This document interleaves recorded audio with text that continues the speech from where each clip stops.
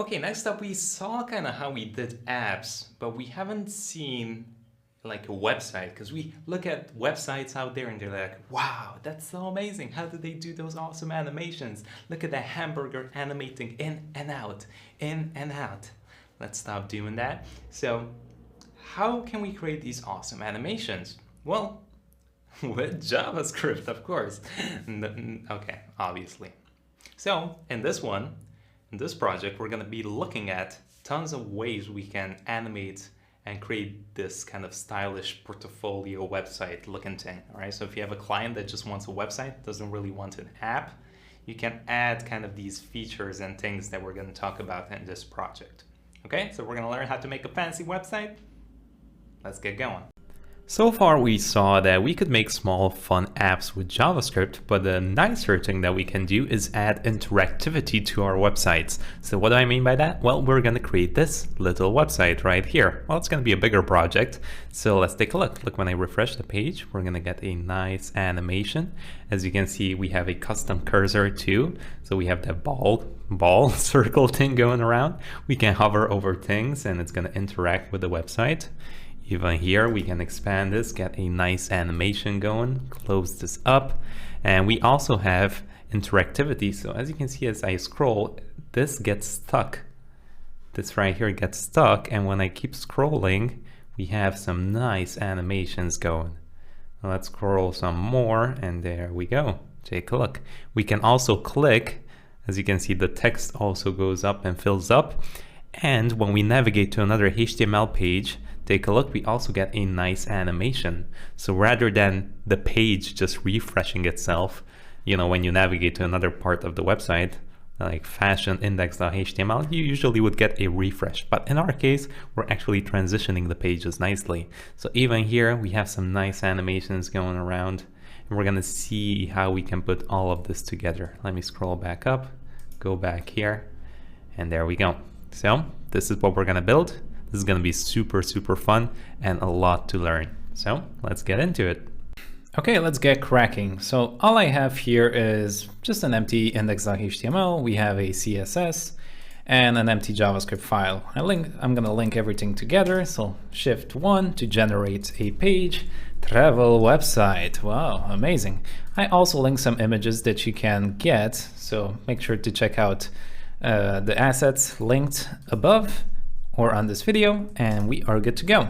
I'm gonna link the style sheet .style.css. That's very good. And we can also get a font. I used, let's go to Google Fonts.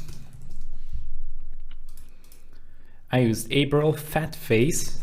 What a lovely name. This one, plus, and then Montserrat, which is one of my favorite ones. Ooh, excuse me.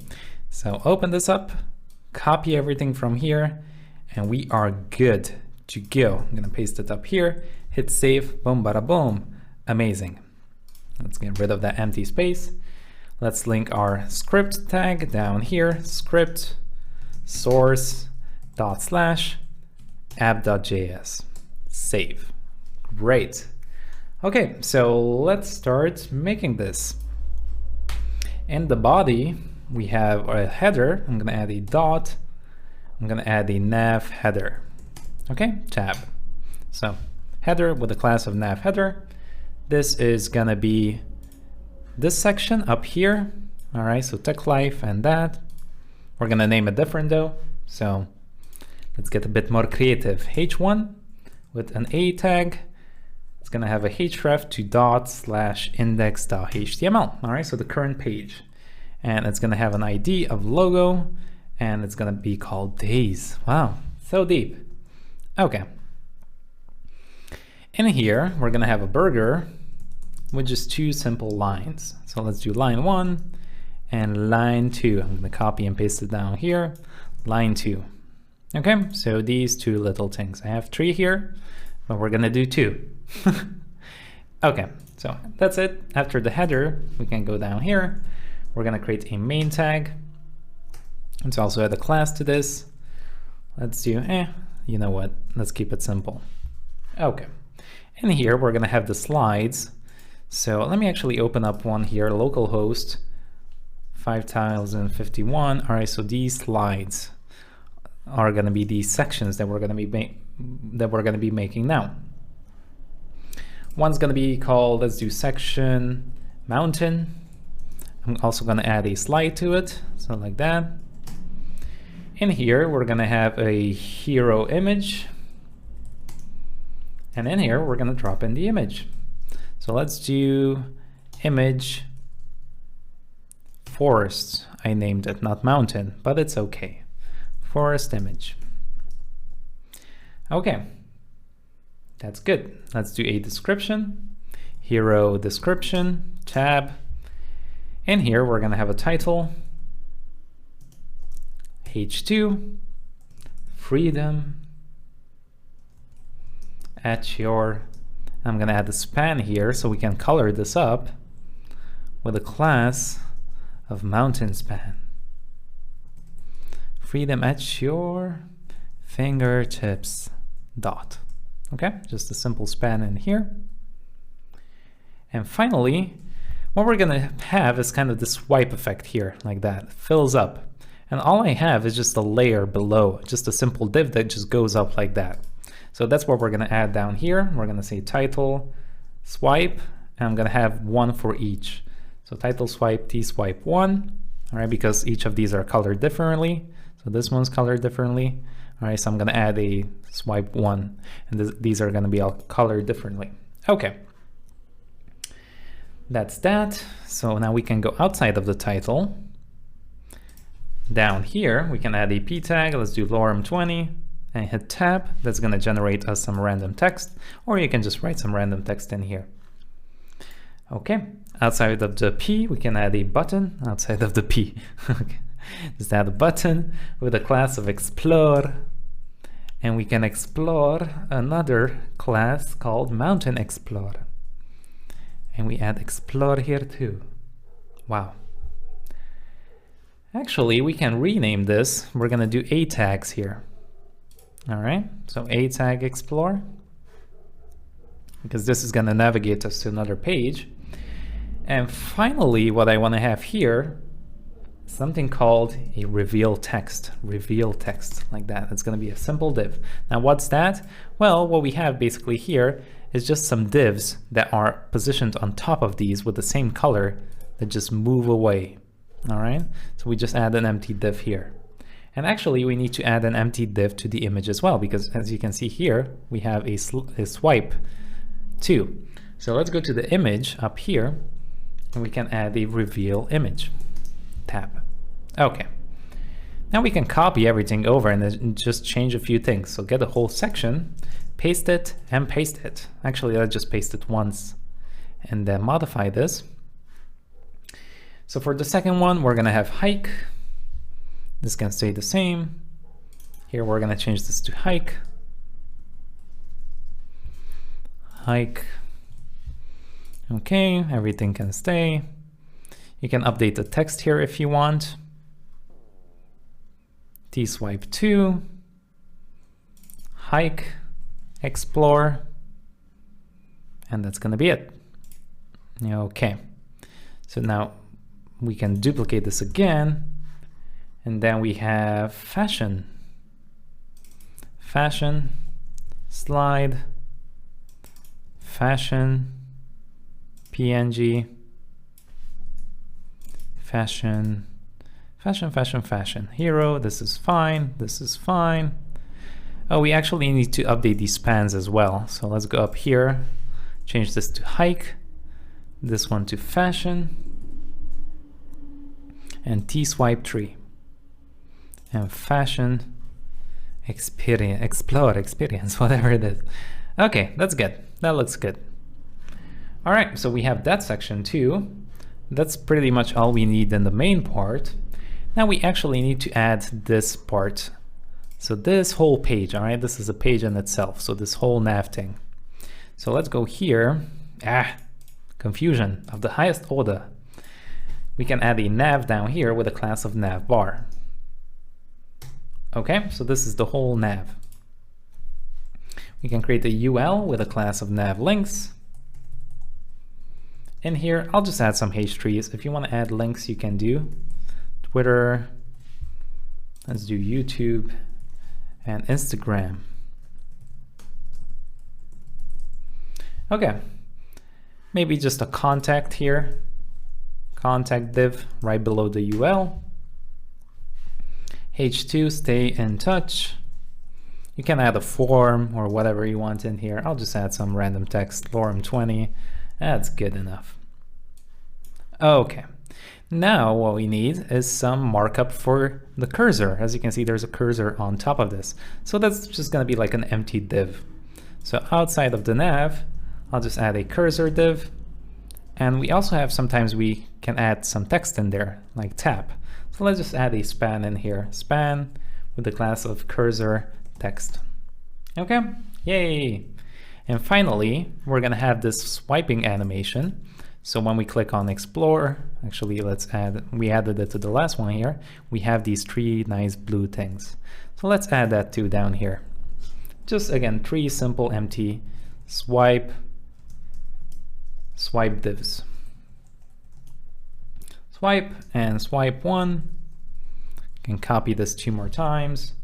Swipe 2 and swipe 3. And that's it. That's all the HTML that we need for this website. We're going to add some scripts down here and we're going to make another HTML page. But for now, that's going to be it. So in the next one, let's style this sucker up and make it look fancy, boy. All right. I don't know what that was, but see you in the next one. So our current page looks absolutely phenomenal. We are done. Thank you so much for watching. I'm joking. Yeah, let's style this up a bit. So let's go to style.css. I'm gonna go all the way up here and just remove the basic stuff. Again, like if you want to know more about CSS, you can check out the HTML CSS course or some YouTube videos. I'm not gonna go super in depth into Flexbox and things of that sort. So this is more of a follow along with me kind of thing. But just like, we're not gonna do crazy stuff, just some basic styling here. So like on the body, we're gonna add the background. 1.7, 1.8, 1.8, just something dark. All right, that's good. Let's add a font family.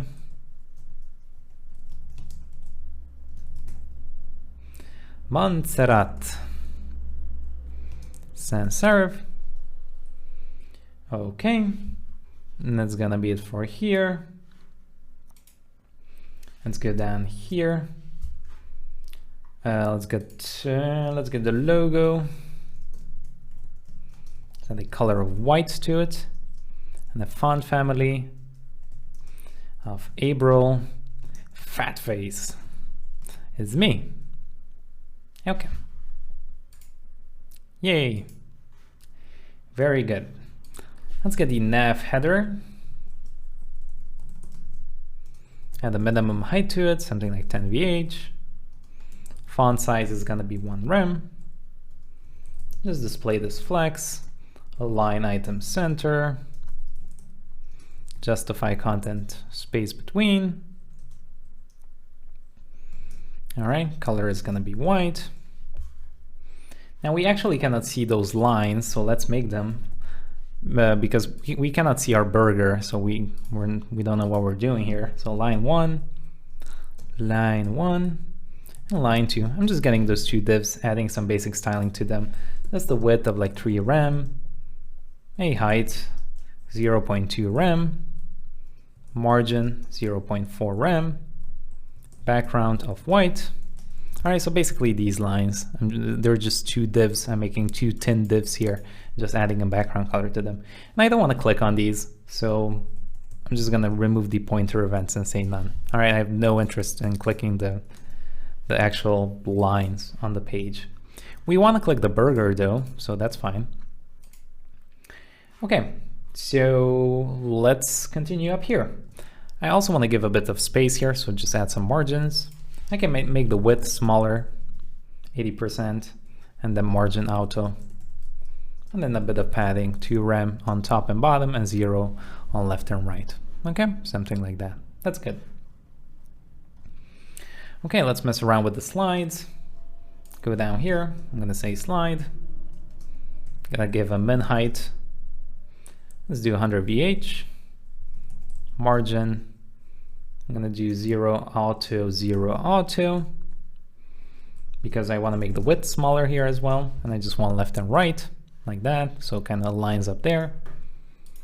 All right, again, display flex, all the good stuff. Justify content, space between, align item center. Color is going to be white so we can see our text. And yeah, let's also add the background here, just in case we're going to need it. I'm not sure, but let's just add it here. And yeah, let's make this nicer. We can get the hero description. We can add a display flex, flex direction column, justify content center, align item center. I'm gonna add a flex 1 to this, flex basis of 25. All right, just add a bit of padding here on the left, padding left, 5 rem. I'm gonna add a position relative to this too, because what we're gonna do again is we're gonna have that div, and we wanna position it absolute right on top of this, okay? So we're gonna position it right on top of this text, and then we're gonna slide it away to give the reveal effect. We're gonna do the same thing for the image too. So make sure to add position relative here. Okay, that's good. What else do we want? Let's do hero image. Again, position relative to this. Flex 1, flex basis 25. There we go, that's good. Let's get the hero image, so the actual image, not the container. Width 100%, height 100%. That looks good. And let's also add an object fit of cover. Okay, so this makes it look not stretched and just nice. Okay, that's good. Now let's kind of mess around with this to make this look nice. So let's get the fashion span and just add a color to them. I use these, you can copy them over if you want. 255, RGB 255, 139, 93. Okay, copy this over 2 times. This is gonna be mountain and hike. Okay, this one's gonna be 86, 124, 228. And this one, 167, 110, and 231. Okay, let's get the description, make it bigger. Hero, description, H2, font family. We're gonna add the fat face. Great font name. Oh my goodness. Font size, something large. Just how I like it. And let's, oh my goodness.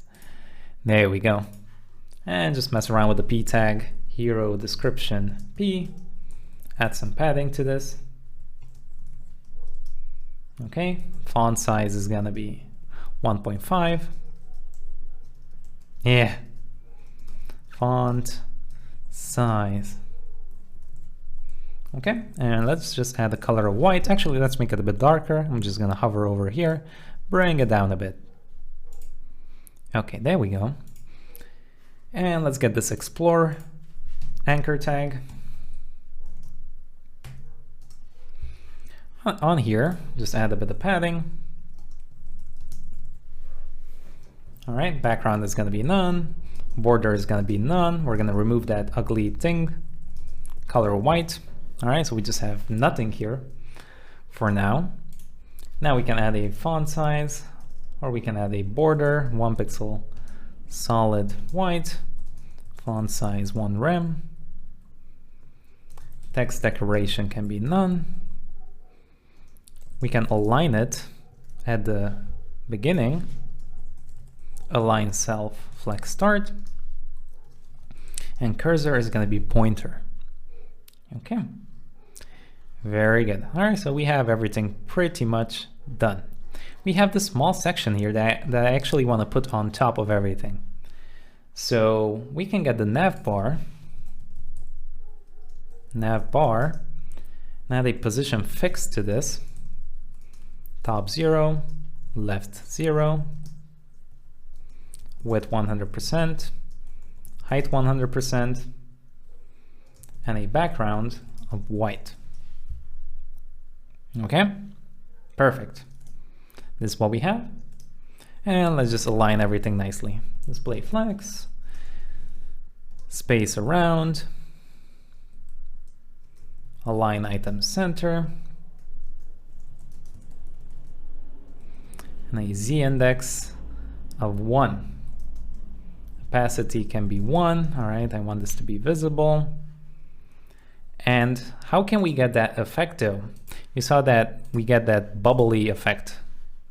Let me show you really quickly. This bubble effect. Okay, so the way you can do that is with clip path. Clip path, and you can add a circle in here. And if I add 50 pixels, you're gonna see that basically what this is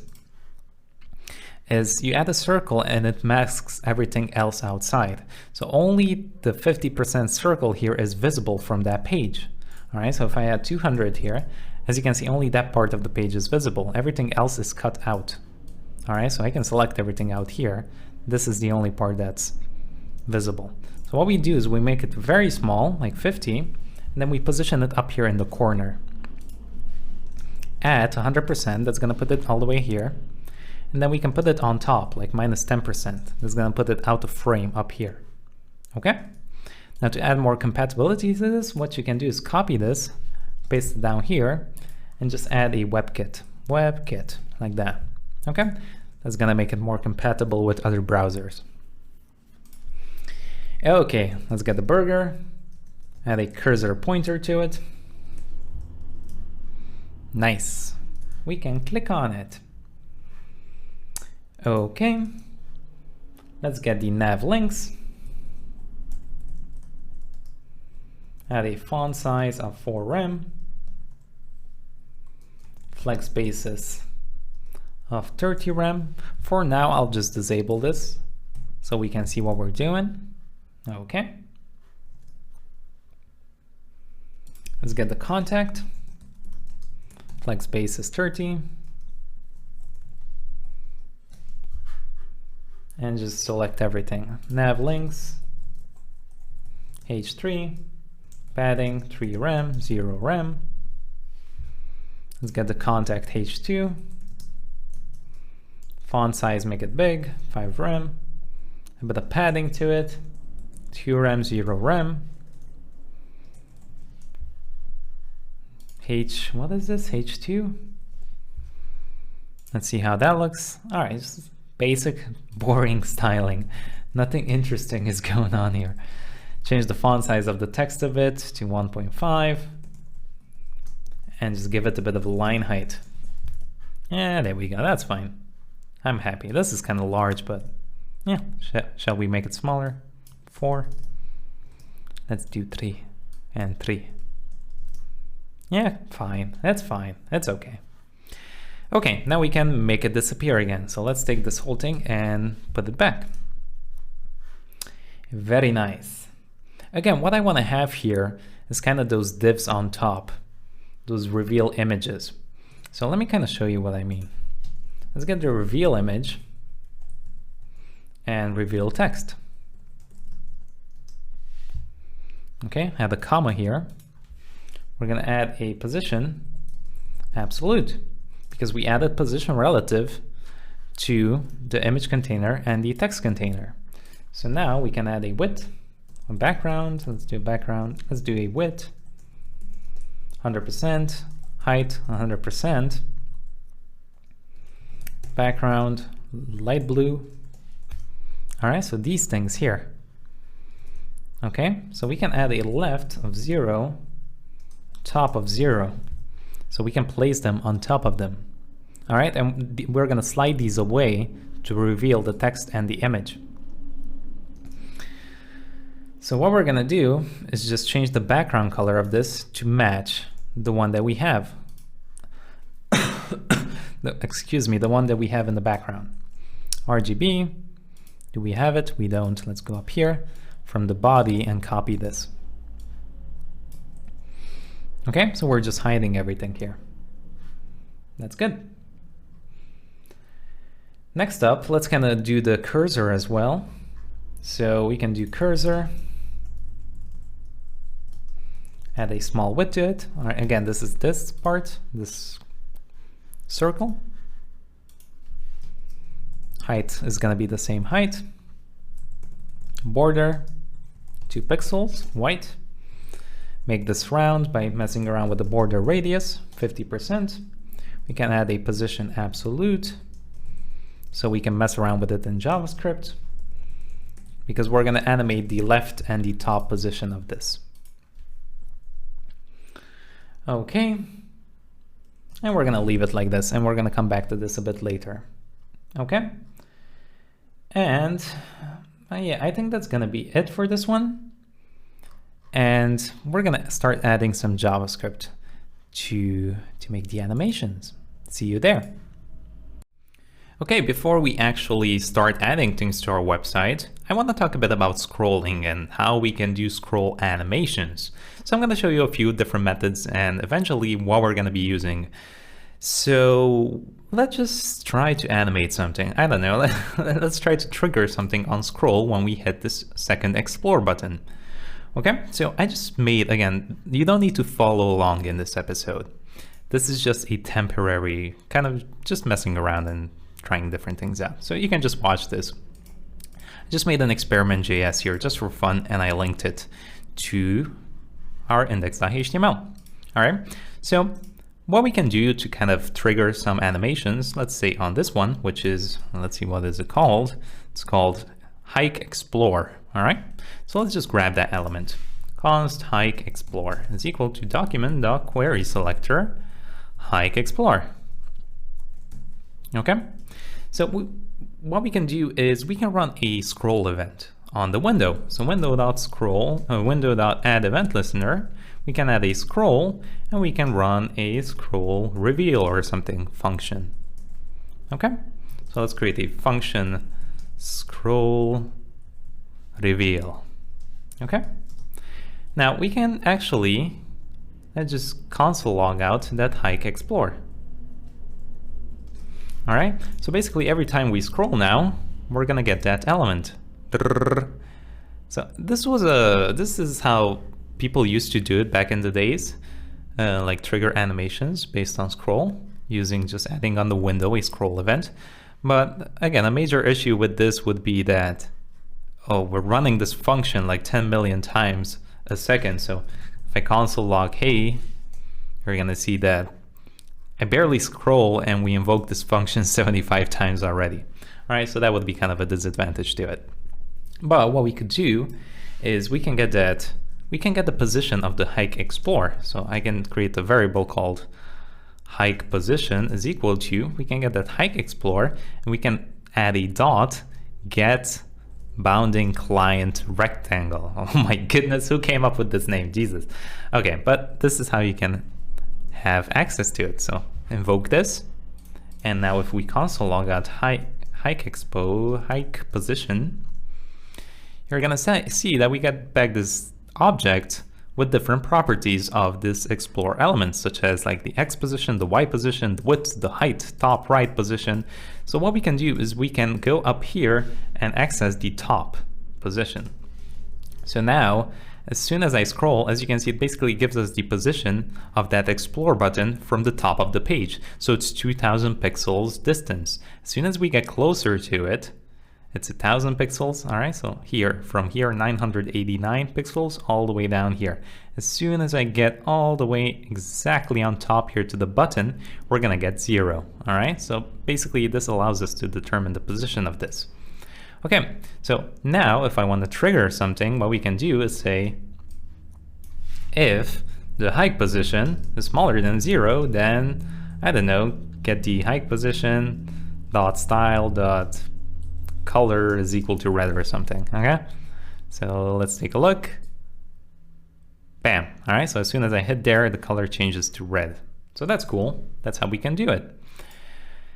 Okay, but what if I want to kind of move the position around somewhere else? Maybe I want to trigger it halfway here on the screen. So how can we do that? Well, what we can do is we can get the height of our actual screen here. All right, and we can basically say, hey, if it's smaller than the position of the screen, maybe halfway, then trigger the element. So what we can do is go in here and just say window position. And we can access that by window dot inner height. Okay, let's console log out window position, or I should say window height, copy and paste this here. Again, this is just going to give us the height of the window. It's 1039.38 pixels. Okay, so from here all the way down here, that's the height. So now what I can do is kind of divide this by whatever I want. So if I divide it by 1.5, that's going to be half, right? So I can trigger this height position by the window.height. Window height, like that. Okay, so now if I scroll, as you can see, it hits it right there. But again, if I want half of it, so trigger kind of halfway, what I can do is I can do something like inner height divided by 1.5, which puts our trigger point kind of halfway here. So now if I scroll, boom, it triggered right here. All right, so kind of halfway there. So this is how you can manipulate this. 1.8, let's see if that's gonna work. All right, so the trigger is now more up here, not kind of halfway here. All right, so this is kind of how you can add classes or change the style based on scroll. Now, this is one way of doing things. I'm gonna show you another one, which is called using the observer. This is kind of a new thing. If you search up on, well, this is not the one, but let me pull up the example here. So people thought that, hey, scrolling kind of, you know, it's not that effective when it comes to this. So what if we just trigger an event when an element comes into view? So the browser basically checks if an element is in view. So right now, then we can run something. So this is something called an intersection observer. And let me just pull it up on the screen here for you. Great name they pick. Here we go. So basically what you do is you create this intersection observer object. So let's go back here and do that. So observer, and this is a new intersection observer. And this takes in a function and a object, which is called options. All right. And this kind of allows you to do the threshold thing and a bunch of other things like that, like this. All right. When you want to trigger the element. So I can do something like let options is equal to, and we can even check the docs here to see what we can do. All right, so here you're gonna see that you have this options, and it allows you to define a root, a margin, and a threshold. So basically, root, the element that is used as the viewport for checking visibility of the target. We don't need to define this. We can just let the window, all right, the browser viewport, if not specified or if it's null. All right, so if we don't do anything there, it's just gonna be our window. But we have this threshold here. So either a single value or a percentage of the target's visibility. All right, so if we grab the slide, for example, here, this whole slide, so we can put the threshold to like half, 0.5. That's going to trigger when we are here in the center. We can add 1 to trigger it down here or up here. So let's try that. Let's actually not do it with the button. Let's do it with the slide. So let's go back here. We can do const slide is equal to document.query selector slide. Let's add the dot here because this is a class.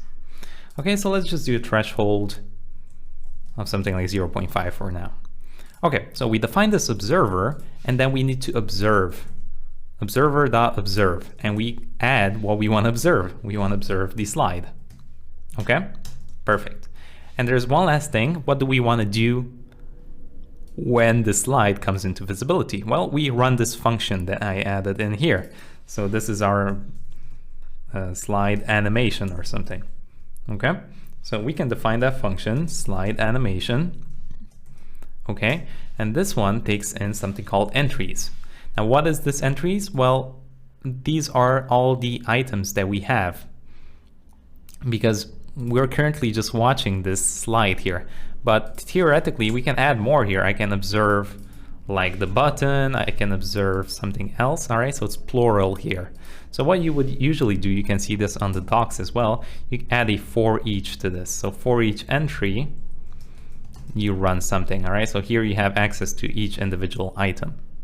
But here, for now, we just have one. But in case we're gonna have more, I'm gonna add this for each. All right, so we can console log out entry. Let's see. Let me go all the way up here, go to console, give it a refresh. So as you can see, we have this object and it says is intersecting true. All right, so it's here. Of course, it's intersecting. Now let's get another one here. Let me just go over here back and temporarily just go to the second slide, to the hike slide. Oh, actually we can just get hike here. So let's get that hike and hit save. So as you can see now, if I get the hike slide, it says intersecting. If we open this up, we have a bunch of methods here. The target is hike slide, but it says intersecting is false. So now if we go down here, as soon as it's halfway in view, because that's what we put the threshold, intersecting becomes true. All right, so this threshold thing, if I put this to 1, refresh, it needs to go all the way down here till it triggers. All right, for some reason it's not triggering. I need to put 1.0. Strange, 0.5. So that seemed to be working. All right, so 0.5, that triggers it. Why is 1 not triggering at 0.8? Does that work? 0.9? All right, seems to be triggering it. I'm not sure why that gave an error, but as you can see now, 0.9, as soon as it comes in here, it says true now.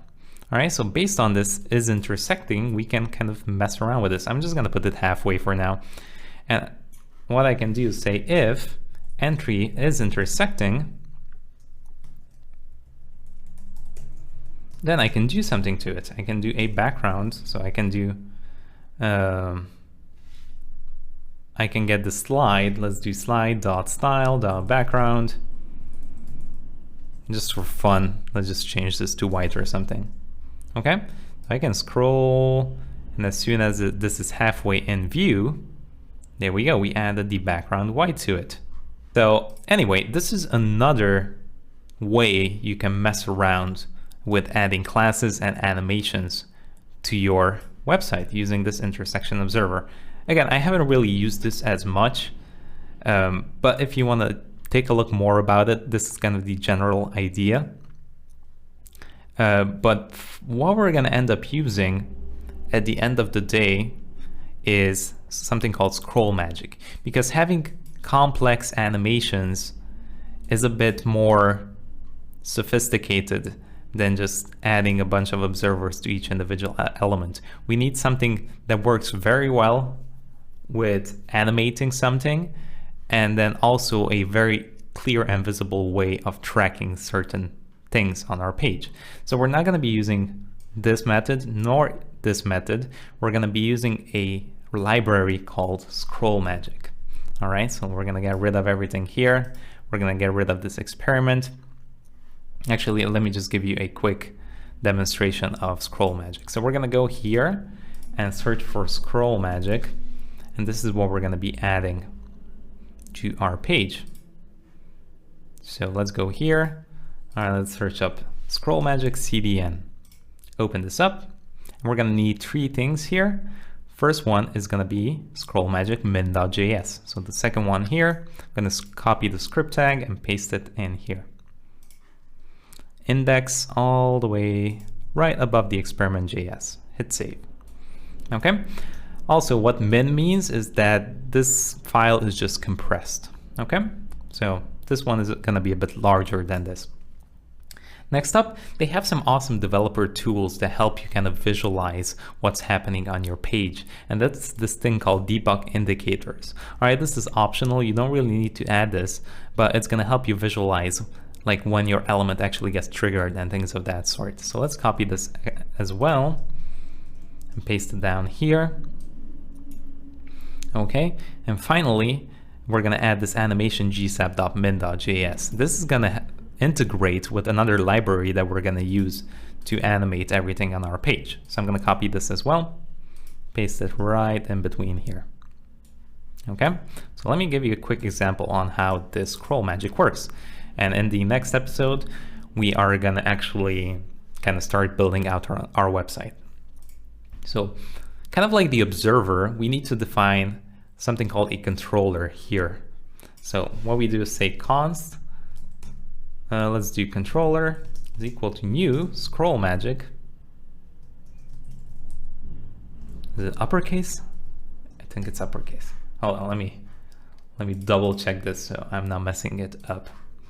Okay, scroll magic, yeah, it's uppercase dot, this is uppercase as well, controller, like that. So again, what this controller is this kind of takes a look at all the things that we have on our page and keeps track of them. All right, so what you do is you create one of these controllers and then you create different kinds of scenes and you attach a scroll on them. So let me show you because this is going to make more sense. So what I want to do is maybe add, I don't know, every time we scroll past this title or maybe past this button, something is going to trigger. So let's do this hike thing again. All right, hike explore.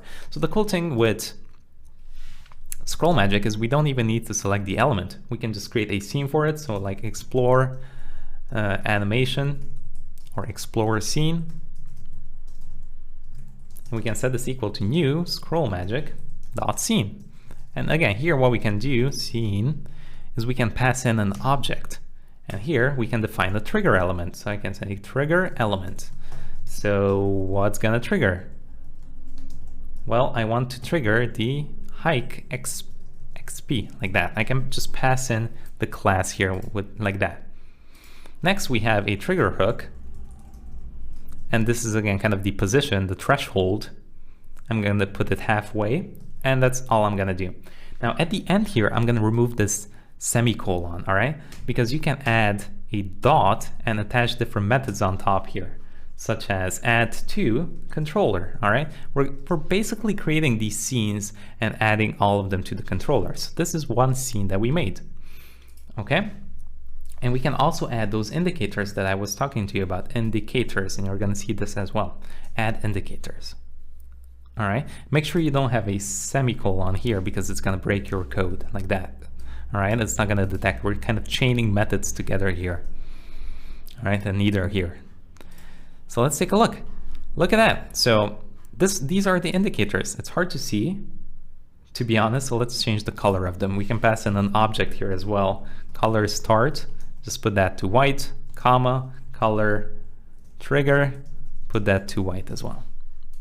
Okay, now we can see it. All right, so as you can see, here is our trigger hook, and I can change this 0.25. Now it's up here. If I add 0, it's all the way up here. 1 is going to be all the way down here. I'm going to add it halfway, and our trigger element is going to be the hike XP. So basically when I scroll and I hit, there it is. See, it shows it, start 1. All right, so as soon as I hit this, boom, we can create an animation or do something. Okay, and basically you can have more of these scenes. That's what's nice. You can create the scene for maybe the buttons, you can create the scene for the nav, you can create scene for everything, and then you just attach it to the controller, and the controller is going to take care of everything for you. So let's say, I don't know, let's just do something simple. When I scroll down here and I hit it, I want to change the color of this or something, or add a class to this. We can even toggle a class. So we just add a method here. Method, that's method, method, set class toggle, I believe it is. There we go. And I can just pass in like the element. Let's say I want the hike explorer, and I want to add a class of active to it. So temporarily, let's just go here and add in our CSS and add the class of active. Just change the color to blue or something. There we go, it triggers, and then it untriggers. How cool. Okay, so if you haven't added the scroll magic, let's do it now. Okay, so I'm just gonna navigate to scroll magic, CDN. Okay, so we're gonna get the min version here, copy script tag, and we're gonna paste it right. Let's get right into the news. Jesus. All right, on top here. Okay, that's one. We're gonna get the indicators too. Where is you? Here. Copy script tag, paste this below. Oops, I clicked on it. Save, and finally, all the way down here, we're gonna get the GSAP one. So animation GSAP. Copy script tag, paste it in here. Okay, so we have all three. Now we can get rolling. So let's just open up our app.js and start creating our little scene. So I'm just gonna create the controller up here. Let's do a let controller. And let's create a scene, slide scene. Okay, now let's create a function. Call this animate slides. Okay, so let's initiate the controller. We're gonna get the controller, set this equal to a new scroll magic controller. Make sure you spell this correctly, because if you don't, it's not gonna work. I had so many errors with this sometimes. Let's make sure you spell it. And let's create an animation. So what we're gonna do is I'm gonna introduce you to something called GSAP.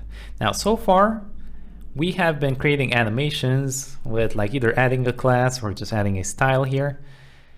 But let's actually add GSAP. GSAP is a super awesome animation library. It's probably one of the most popular ones for JavaScript.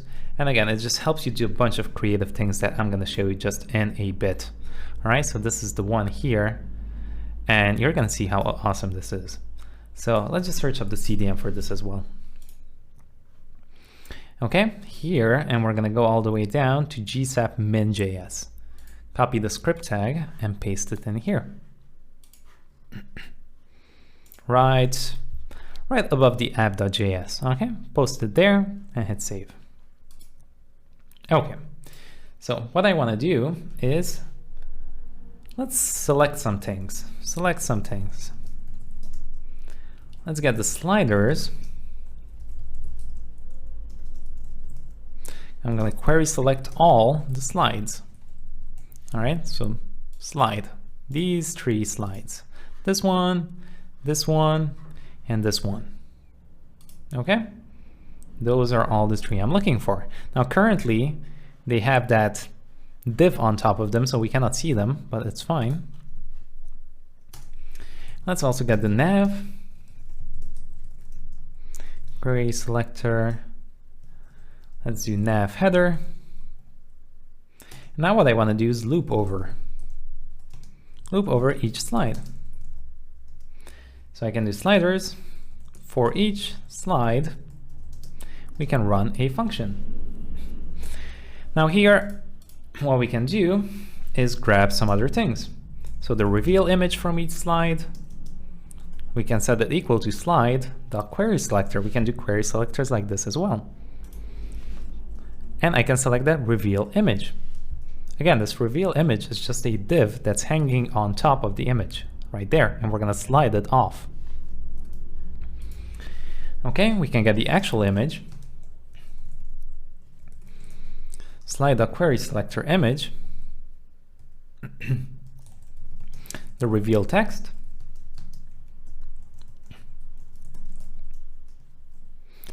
reveal text. Okay, and now we can mess around with GSAP. So let me show you a quick introduction to GSAP. The way we can animate things is by calling GSAP. So I can do something like this, GSAP dot to, and I can select something. So I can select like the reveal image. All right, that's the first parameter. The second one is the time. So I can do 1 second. And the third one is going to be an object with the properties that I want to change. So I can do something like X is going to go to 100%. Hit save. And let's also call this function down here and hit save. Take a look. Super nice and simple, huh?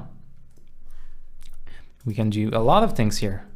We can mess around with opacity if we want. 0.5.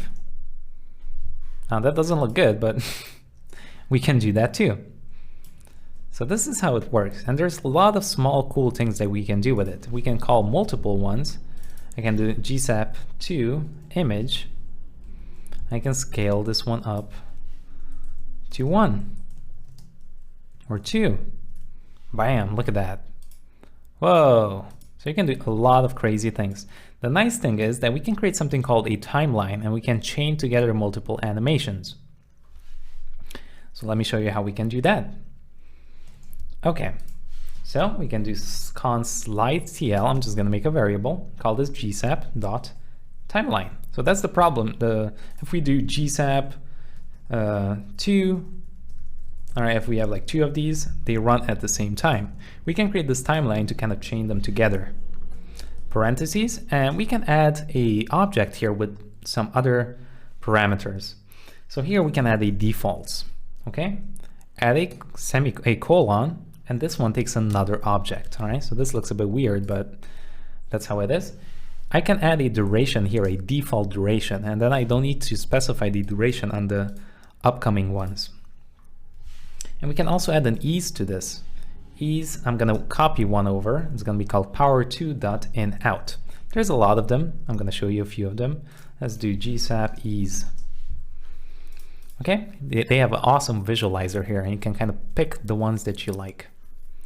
We're going to use this one, power2 or power3. There's like elastic, just a bunch of cool ones. Okay, cool. So let's go back here, now that we have this one, this timeline thing. What we can do is we can start adding some animations. I can get slide.tl rather than gsap. I can get the actual timeline. What we can also do is to, we can do from as well, or we can do from to. So the way from to works is we can get the thing that we want to animate, reveal image. We can set the time, but the one is currently 1 second, so it's already initialized. We can also pass in an object that states where it should animate from, and then another object that's going to tell us where it should go to. So this is very cool. So I can do something like from x 0% to x 100%. Hit save. Take a look. Bam. And we also have that nice easing. Looks cool. So take a look. I can add 50 here, even though my CSS I probably have 0. I can start the animation here. I don't have to go to my CSS to modify anything. So this is super cool. Now take a look. I can also maybe, like right here, my image starts off big, and then it kind of does a zooming effect to it. So what we can do, let's say slide.tl from to, I can get the image and add a scale 2 to scale 1. All right, from 2 to 1. Hit save. Let's close these up. Oh, that looks weird though. What's happening there? Well, our image kind of goes outside of our container. So that makes it look kind of weird. So what we can do is actually add an overflow hidden to this. So let's go back to our hero image here somewhere. Hero image. Okay, right here. Because this image is getting scaled up really big. So I'm gonna add an overflow hidden to this, so it doesn't escape anymore. Now we get this nice effect. Okay, so as you can see with the timeline, it waits for this one to finish and then it animates this one. But what if I want to start this sooner? Can we do that? Yes, we can. Let's close this up, head back to our app.js, and I can add a comma here after the second object and add a pair of quotes and set this equal to -=1. If I set it to -=1, that means it's going to animate 1 second sooner. So it's going to animate at the same time as this one up here. Now we got this cool effect. Bam. That's so nice. I love it. Let's do the same thing with the reveal text. Slide TL from to reveal text. I'm gonna make this, let's do X 0%, X 100%, okay? Yeah, I wanna add a delay to this as well. Let's do minus equals 0.5. A bit sooner, 75. There we go. That's cool. But we have the scroll now appearing because we're pushing those divs away. So let's go back to our body and just add an overflow hidden to this as well. Let's do overflow X actually. We only want horizontal, so make sure it's X. Overflow X, hidden, goodbye. Mother lover, never see you again. Nice. That's cool. Let's also mess around and add it to our nav. So let's go here. Slide TL from to nav. Let's do 1 second. Y is gonna go from minus 100%. I'm gonna push it up to Y 0%. Push it down. And add a delay to this as well. I mean, make the animation sooner, 0.5, let's see. There we go. Oh, that's pretty cool, isn't it? Now, one thing I want to do though is animate it when we scroll. So we're gonna cover that in the next one. Exciting. Let's start hooking up some scrolls to this. So yeah, I wanted these to animate when we scroll. That's it. How can we do that? We can create a scene. So in here, let's create a scene. Make sure you're still in the for each loop. So in this for each, create a scene, and in here, we're gonna create a slide scene. Again, we define these up here, all right? This controller and slide scene, they're defined up there. Set is equal to new scroll magic dot scene. Pass in an object, the trigger element here in our case. So when do we want this to start? Well, on the slide, on every slide. So we're gonna add 3 of these. Trigger hook, let's put it like 0.25. Add a reverse. I'm gonna show you what that does in a bit. Just keep it like that. Finally, to hook this thing up to GSAP, well, let's add the controller actually. Add to controller. Let's add some indicators. Add indicators. Like that, it's safe. Let's see if we can see that. So there we go. We can see those right there. It's not doing anything currently, but that's okay. Let's change the color of these to white so we can see what's going on. Pass in an object here. Color start is going to be white. Color trigger is going to be white. Let's name this to name slide. Okay, right there. All right, so now we can see what's happening. So we put the trigger hook here, and this is where it should start animating. So the first one starts animating when we hit here. This is when the paste should start coming in.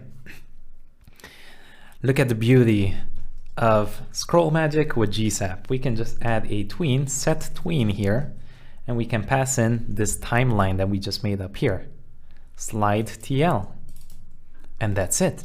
That's all we need to do. Now it automatically starts running as soon as we hit that position. Pretty cool, huh? Hey, that's super nice.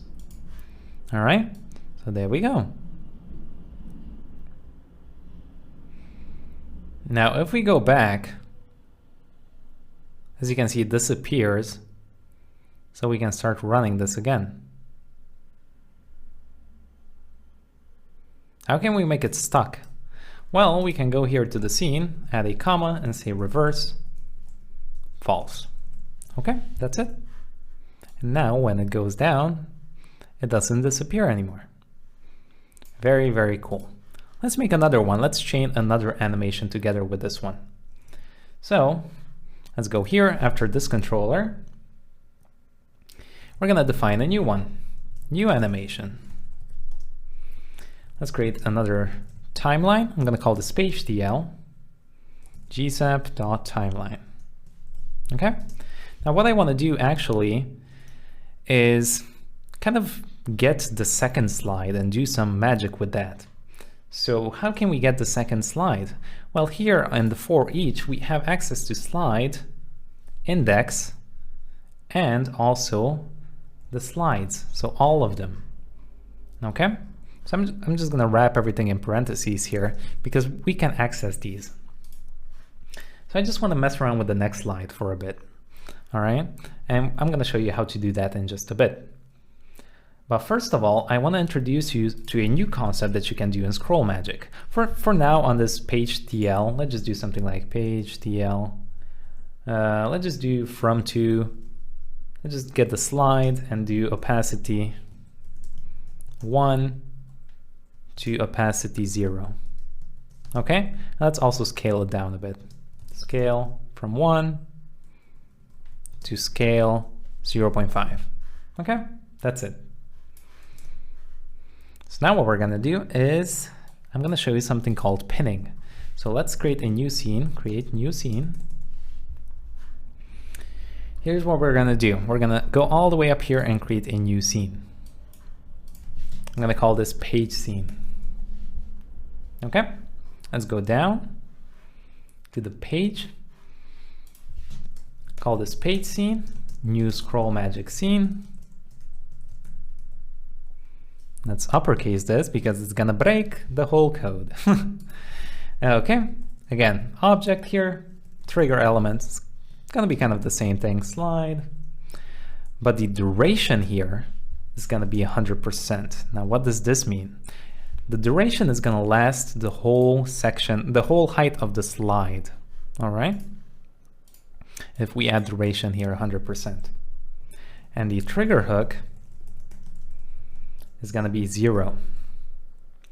Okay, now take a look. This is something cool that you can do. I'm gonna remove the semicolon from the last part here. Okay, add to controller. All right, we've been doing this so far. I'm gonna hit enter here and add another one. Add indicators. Let's do a object here. Let's do, well, I'm just gonna copy over everything from here, this whole object from here. Paste it in here. Name is gonna be page, like that. And I can also indent it. Indent 200. Let's take a look. All right, so I can indent it a bit here. That's cool. Okay, perfect. So what I want to do, well, this kind of fades out right now. So that's unfortunate, but that's fine. What we can do is set a tween. Set tween page TL. Okay. So now it kind of does that weird effect right there when we hit this point. All right, but this is not actually what we want to do. I'll show you what we want to do. What we can do is set a pin. So I'm going to go here and say set pin. I'm going to add the slide. All this means is when we hit this point here, when the trigger hits the start page, this section of our page gets stuck here, all right? It stays in one place, all right? As you can see, as soon as it hits, it stays on the page for 100%, so the whole height of this section, of this slide. So that's what pinning does. And now based on the scroll, as you can see, it's gonna animate whatever we had there. So if you had a duration of 100, and you have a GSAP animation that you link to it, if you set a tween and you set a pin, as you can see now, it actually controls based on the scroll. So that's pretty cool. Okay, very cool. So what I want to do is actually, as you can see, there's some weird spacing happening here. When you push down this, as you can see, there's a big empty space here. I'm not sure what Scroll Magic is doing here, because every content, every slide here gets wrapped into a, let's take a look here. Mountains, as you can see, it gets wrapped in some kind of Scroll Magic pin spacer. So when I scroll here, as you can see, the section is going out, and then we're left with this big kind of pin spacer here. All right, so that's kind of strange. So the content is not coming up on top of it, right? The effect I want to get is the content to go over this part. Okay, so we can achieve that effect by adding a comma here and saying push followers to false. Hit save. Now take a look. Now the content of the next page is actually coming on top of it, like that. All right, so it actually gets pushed up rather than this staying in place and nothing below it getting pushed. All right, that pin spacer is doing some weird magic to keep the content down there. But now if we add this push followers to true, it kind of behaves a bit differently. All right, so this kind of stays stuck and the content is coming on top of it like that. Okay, so that's a cool thing you can do with push followers. Okay, let's modify this thing though, because what I want to do is, as you can see, as I scroll, it's kind of weird. I kind of want this to stay here a bit for a while. I scroll like just a bit, all right? Because if you scroll fast, you can never actually get this to be perfectly like open like this. It starts animating already. So what I can do is go here, and before I actually do the scaling and opacity thing, what I can do is get the next slide, and I can push the next slide down so it doesn't start covering this one yet. Okay, so I can get the next slide by saying next slide, just create a variable here, and I can check basically the length of the element selected, and I can check if it's the last element or not. So I can do slides.length -1. This triple equals index. I'm going to do a ternary operator here. And basically, an array here gives me back -1. The index is going to be -1 if there's nothing else to select, all right, if we're at the end of it. So if this triple equals to -1, the length of the slides, I know I'm at the end and I have nothing else to select, no more slides to select. So here I can add end. It doesn't matter what I add here, actually. Just do end. Else, we can do slides index +1, and I can select the next slide. Okay, so there we go. Just get the slide, the current position, and just add 1 to it. So now I can do something with the next slide. Page TL from to next slide, and all I want to do is move the Y from 0%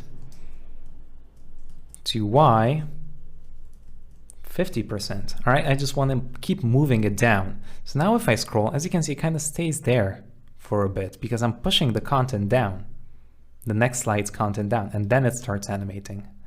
Okay, now it's still down here, so we need to move it back at the end. So after we do this opacity scale thing, I'm just going to copy everything over from here, the next slide, and just reverse this.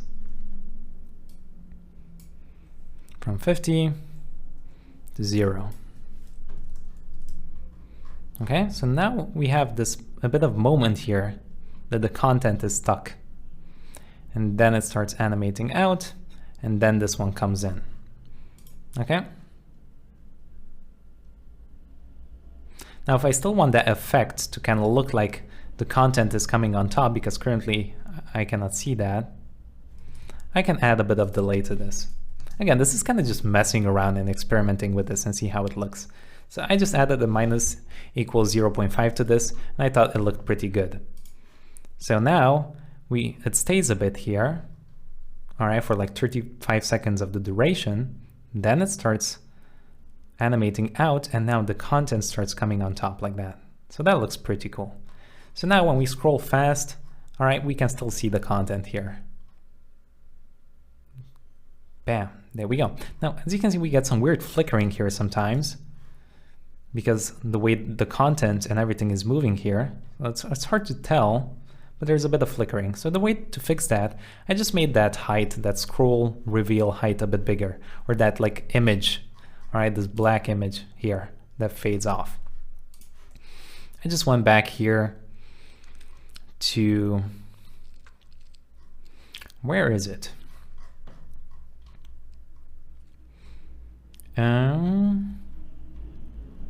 Wait, let me see what it's called. Reveal image. Okay, just made this a bit taller, 150, and just move the top position a bit, like minus 15%. Okay, just to cover it even more. There we go. Now we don't really have that flickering anymore. Nice. Okay, there we go. We made it. Super cool. Now we have a problem though. That spin spacer is causing some weird stuff. Like if we scroll, I can click on this button, that's fine. But if I keep scrolling at this point, see, right here, it's the spin spacer on top here. So I cannot click anything here. So to get rid of that small issue, if you have like the pin spacer covering your content, it's fine. Don't worry. You can just get rid of it. You can go to your style.css and select it. So let's go, let me see what it's called. We can do scroll magic, pin spacer. And we can just add a position static of important. And that's gonna fix it. So now, when we scroll, take a look, we don't have that issue anymore. We can click, and everything is fine. All right, the pin spacer is not messing up our flow. All right, so our content is still actually here. It's not getting covered up by that. Okay, perfect. So there we go. That's our little animation. There's still more with the cursor and the page transitions. So let's get into it. Let's start adding a bunch of cursor animations. So right here, all the way down here, okay, let's just create another function. And this is gonna be called cursor, and we're gonna pass in an event.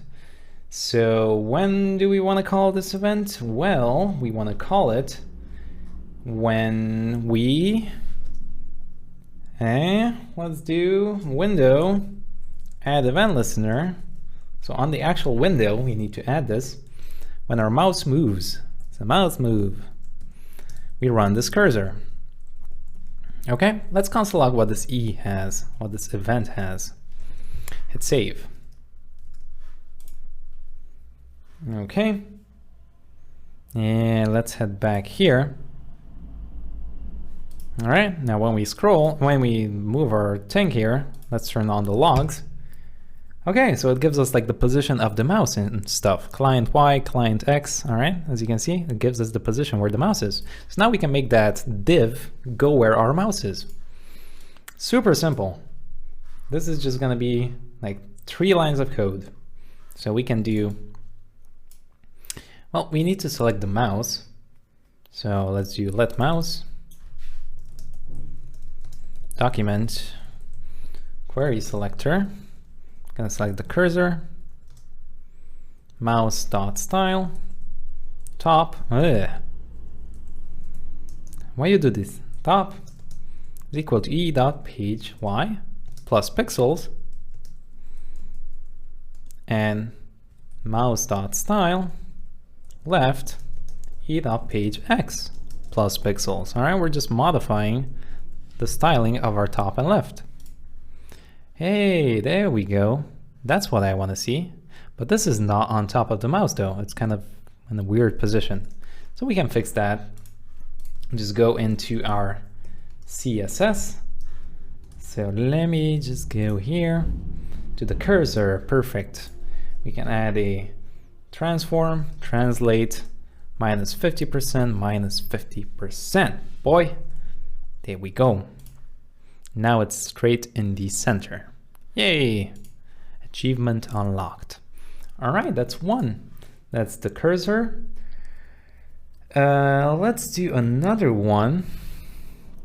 Let's do when we hover over the actual links, we create some kind of animation. Okay, so let's create another function here. And we're gonna have one for the toggle, like the burger toggle, and one for when we hover over things. So still on the window, add event listener, on mouse over, so that's kind of like a hover effect, we can add an active cursor. Okay, so for the active cursor, let's make one here, function. All right, we can pass in the event. I can just grab whatever we're clicking on, item, e.target. Okay, let's console log it out, item. All right, so let's see what we get now. All right, we got cursor, cursor, cursor. Why are we getting cursor? I'm not hovering over anything. Well, actually the circle in there is the only thing that we're hovering over. So we need to add pointer events none, so we can basically like click through this. Because right now, as you can see, I cannot click on things because the circle is in the way. So let's head back here and add pointer events none. Hit save. And now I can click on things. So now take a look. H2, image, button, burger, logo. Good. So now, based on the class, we can do certain things. If item.id triple equals to logo, we can do something. Or actually, let's also do it with the burger. I'm gonna have the same animation on top of both of these. So or, we can add the or symbol, item, class list, contains burger. Then we can do something here. So I can do a mouse dot. Well, actually, I need to select the mouse because I don't think I have it selected. So let's just take the mouse here and just put it outside. All right, make it global. I can grab the mouse dot class list, add, let's say nav active or something. Else, we remove it. Okay, let's make this thing. So let's go to our style, CSS, down here, cursor, nav active. Let's add a background RGB. I'm gonna make it that blue color and add a scale to it. Let's do 3. Does it work? Hey, it works. It's weird, but it works. So we need a transition to this. Now here's an issue. If you go to the cursor and add a transition, if you say transition all 0.5 seconds, ease and out. The problem is we're also animating that top and left. So this mouse cursor, and take a look, we have that weird effect. I mean, it's cool if you want to do that, but I don't want to keep that. So to override that effect, we can just go down here and say transition property And we can just say the transitions we want. So I only want it on the background and on the transform. All right, I don't want it with the top left. And now you're gonna see that it works. Hey, that closed up. Hey, there we go. Hover, yay. Hover, yay. Okay, but it's not centered anymore. You can center it using a transform origin. The one I found works very well for this one with scale tree, 75% and 75%. Hit save. There we go. Very nice. Now, again, this is still like on top of it, so we cannot see the text below it, but we're gonna fix that, so don't worry about it. But it works, which is perfect, which is what we want. Okay, let's make another one for the text. Cursor, for the explore button here, we want a different effect. Explore active. Let's do a background of white for this one. And we can scale it the same way. Okay. Let's go back to our app.js. For this one, we're gonna say if item class list contains explore, then what we want to do is mouse.classList add explore active, like that. And the mouse text, I'm also gonna get the mouse text. So there's a span that we have, mouse text document. Actually, we can do mouse.query selector, and we can get the span inside there. So here, what we can do is say mouse text, mouse txt dot inner text is going to be tab. Okay, nice. And we can do copy over everything else, paste it down here, else nothing, and here we can remove it. Hit save. There we go. So we have a tab. We add that tab in there. But this is looking weird, so let's kind of center it. Let's go back here, style.css, and we can get the cursor text. So let's do it here. Add a position absolute, top 50% and left 50%. It's gonna center it perfectly. Let's make the font size a bit smaller, 0.5 rem.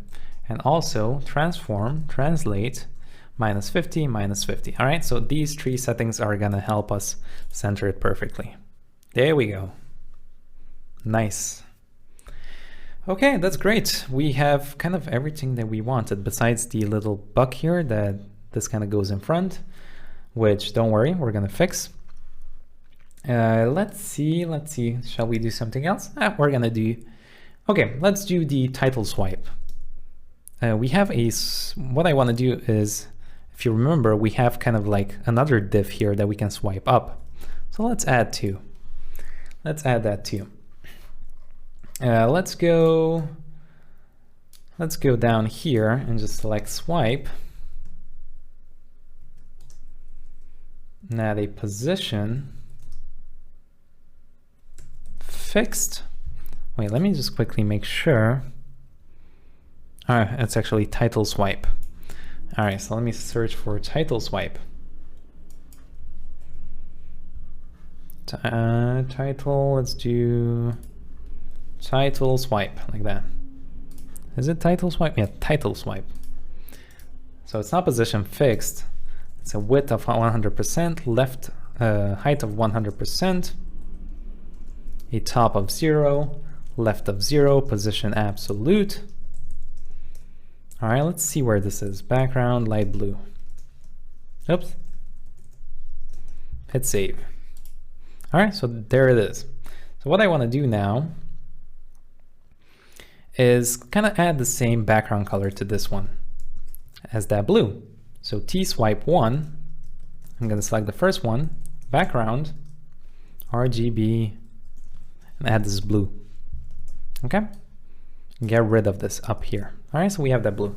Now take a look. This is something cool. We can use blend modes mix blend mode, and add darken, and hit save. And look at that, that's gonna cover everything up in blue.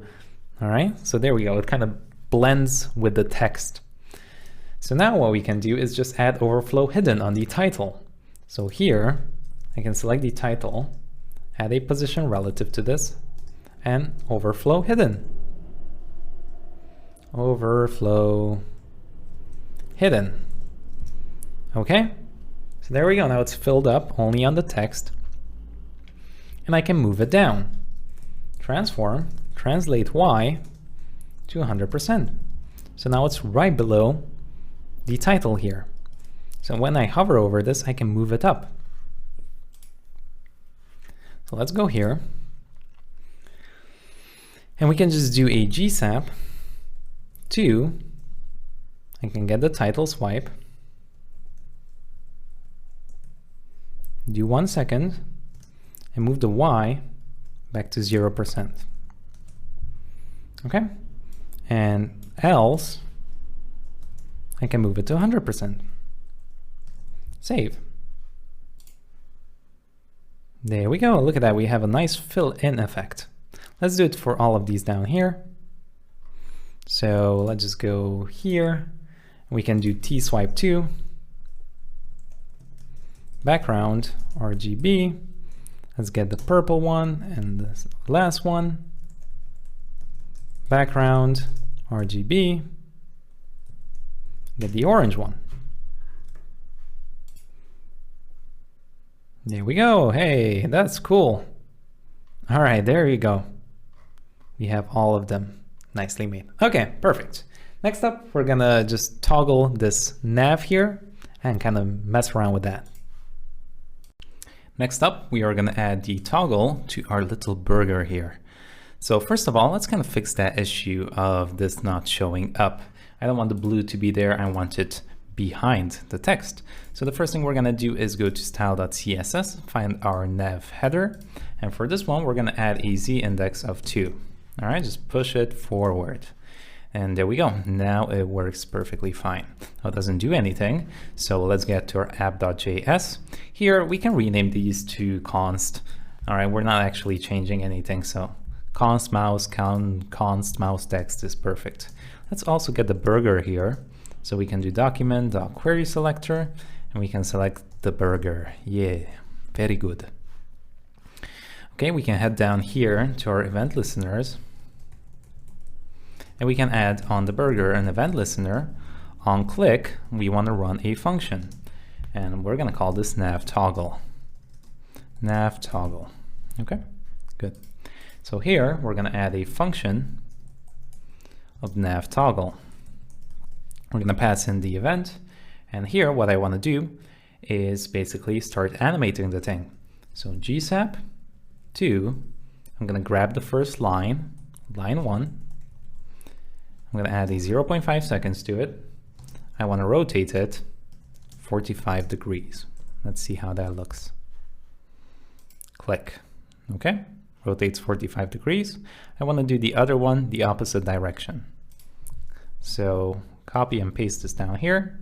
Let's do line 2 minus. Now, since we're rotating this, you're going to see that they're not lining up correctly. So we need to push the top one down and the bottom one up. So we can do something like this. Add a comma, take the Y, push it down by 5. This one, take the Y and push it up. We can also change the background color to black. Actually, let's not do it now. Let's just leave it like that. And there we go. Now it's an X. It looks like an X, finally. Very good. Next up, what I want to do is expand that nav. So the way we can do that is we can grab gsap.to dot navbar. We can add 1 second and we can change that clip path from the circle. All right, if you remember, we had a small circle, we can expand that and make it a big one. So just add parentheses here and I'm going to add a large number like 2500 pixels. I'm going to keep the same position, 100% and minus 10%. Okay, hit save. So I'm just basically making this larger, that's all. If I click now, as you can see, that expands nicely. Now we cannot see the burgers anymore, so we need to make the background black. Background black. We can copy this over here to here. Make sure you add the comma too. Save, expand, and now it's dark. Perfect. However, we also need to do it to the logo, because this, we cannot see this one. GSAP to, we can get the logo. Let's do 1 second on this one. We can change the color to black. Here we go. Very nice. The problem is I cannot toggle this back. So how can we make a toggle? Well, we can just temporarily add a class to this. So I can do something like e.target.classlist.add active. Now this doesn't do anything right now. We're just going to use it as a toggle. So I can do an if statement. If the e.target does not, I'm going to add a not, does not contain class list, contains active, then add the active. I'm going to take this whole thing and wrap it like that and hit save. All right, so if it doesn't contain the class of active, it doesn't because it doesn't exist, then we're going to just add it here and then we're going to animate everything. Else, we're going to remove it and then we're going to animate everything back. So I'm going to copy everything and paste it down here. Here, we're going to remove it. The rotate here is going to be 0 back to normal. 0, 0, 0. Okay.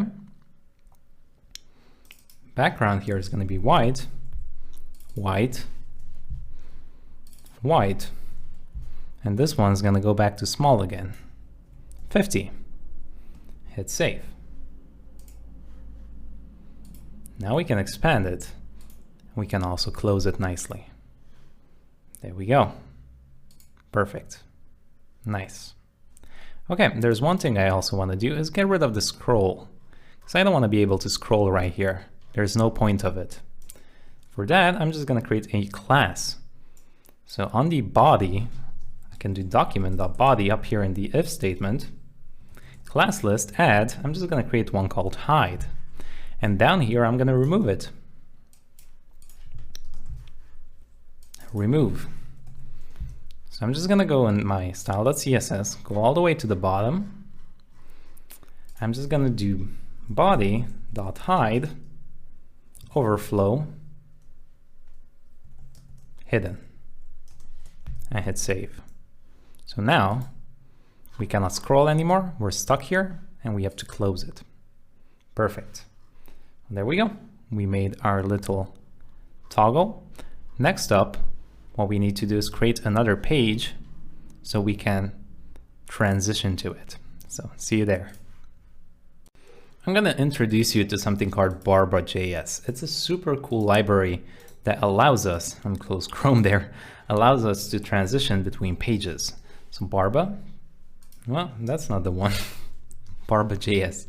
There we go. If we click on this one, as you can see right here, create fluid, smooth transitions between website pages, because the original behavior of a website, so if I go to something like YouTube, and if I click on something, it's just going to refresh everything, right? It's not going to do a transition. It's just going to do a refresh. So this allows us to navigate to another page, but transition between it like that. Super cool. Very nice. Makes your website look very cool. So let's go to, let's see where the docs are. Let me just navigate to it. So let's go to docs here. And we should find a little link here. So if we scroll down, here we go, unpg.com Barba core. We're going to copy this and add it to our website. All right, we're not going to use it now, but let's just add it because I want to copy it over to our new HTML page that we're going to make. So right here, let's go to the bottom, right here below the swipes, just paste it there. Okay, Barba, Scroll Magic, and GSAP, and then our script at the bottom. Okay, let's close this up and let's make a new folder here. let's do the last page. Let's do the fashion one. And in here, we're going to create a index.html, just like the rest of them. Now, I'm actually going to go back here to the original and copy everything. Copy everything over from here and paste it in here. Okay, I just want to modify a few things. First of all, let's go all the way up here. The most important one is to change the style sheet here because it's not going to work. All right, we need to navigate up a level. So I need to do / style.css. All right, that's going to work. This can stay the same, though we do need to navigate up a level to the other index.html here. So I need to add .index.html. All right, so it goes up a level and goes to the home page. Okay, anything else can stay the same. Here, these sections, we don't need it, so we're gonna get rid of the whole thing. Actually, the whole, yeah, everything till the main tag. So everything all the way here. All right, so we're just stuck with the main tag. Again, everything here can stay the same, that's fine. The cursor text, everything else is perfect. Okay, perfect. So in here, let's see what we're gonna do. Let's create a few slides, kind of similar to this one. I just made a few examples here now. We're not gonna make them exactly like this, something very similar. So kind of just an image with some text again. Nothing too complex. All right, I want to keep this simple because the HTML and CSS doesn't really matter here. It's more about the JavaScript functionality. So for now, let's just add a few sections here. Actually, to the main tag, nah, we're not doing anything. For here, let's just add a section with a class of fashion1. Mouse like that and hit tab. Perfect. And let's add another one. I'm going to call this detail slide. All right, I'm going to add it to all of them. So in this one, I'm just going to create a class of fashion text div. Here we're going to have a title, Louisa Bubsy. I don't know. We're going to add a p tag, lorem 20, should be good. Hit tab, and that's fine. Okay, now we can leave the fashion text. So outside of this div, we can add a div for the image, fashion image. Tab, image source, and we can navigate. Again, we need to do 2 dots to navigate up a level. Image, let's do fashion image 1 and hit save. And we can also do kind of that text if we want for fun. This one down here, let's just do it here outside of the fashion text, fashion number. Why not? Just add a span in here with 0, 1. Hit save. Okay, we can copy everything over from here down here. We're going to change this to fashion 2. We're going to change the image to fashion 2 image, this one to 2, and that should be fine. Last one, fashion 3, 3, and 3. Okay, you can change the text if you want. I'm going to leave it like this for now. And let's go all the way down here. We need to also make sure we fix our script.js. Again, this doesn't link there anymore. So we need to do /app.js. And that's going to work just fine. Okay, so that's going to be it here. There's not much to do. So let's start styling this up. Now let me go back to the home index.html, the one we have finished. And let's just go to the last page here. This one. All right, the fashion one, and I'm just going to add a href to it. href dot, let's do / and we're going to navigate to fashion index.html. Okay, we're going to navigate all the way there. Now for the fashion HTML page here, well, here when we click on the home, all right, we want to navigate back to the original one. All right, so make sure to have the double dots here on the fashion page. And on the home page, well, we want to go to home, so it's just /. That's going to be perfectly fine. Okay, so let's style this up a bit and see how it is. Let's go back here. So we added it to the last one, this one, tap, and it brings us here. So let's go to the style.css, like that. And let's make it pretty. My voice is cracking a bit. Sorry, I've been talking for the past like 10 hours filming this course, but it's okay. We got it. We can do it. Okay, I'm gonna mark this as other pages. People say drink more water, and that's very true. I'm just gonna select all of them. Fashion tree. Okay, just again, kind of the thing that we did on the first page. Like add a height to it, min height 90 VH, display flex, justify content center, align item center to do it vertically, add a width and a margin,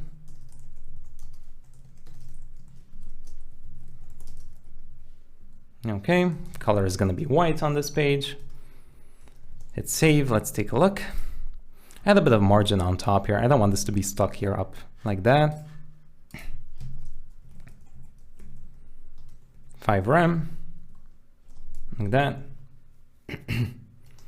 Good, add a flex wrap of wrap and a position relative. Position relative. And hit save. Okay, so this is what we have. Now this image is super duper large, so let's make it smaller. Fashion image, height 80 VH, and add a flex basis to this, 30 rem. Get the fashion text, add a flex 1 to that too, position relative, and a flex basis of 25 rem. Hit save. There we go. So we have some space going on here. That's good. Now this image is still kind of weird looking, so let's fix it up. Fashion image, so the actual image, width 100% and height 100%. And hit save. Oops, that's not what I wanted to do. So there it is, just like that. Now it kind of looks weird because it's squished. So again, to fix that issue, you can do object fit, cover. That's gonna do it. There we go. So the person is not that squished anymore. You can make the height of the image smaller if you want. Let's do 60. I keep pressing there. Yeah, let's do 70. I feel like it's too small. 70 should be good. Okay, let's make the text bigger here and everything. So down here, we can say fashion text, H1, give a bit of big font size, 6 rem, and a bit of padding, 5 rem on top and 0 left and right. Very nice and very big. Okay, let's add a color to each. Fashion 1, H1, color is going to be that RGB, that one. Fashion 2, H1, I'm gonna do the blue and the pink.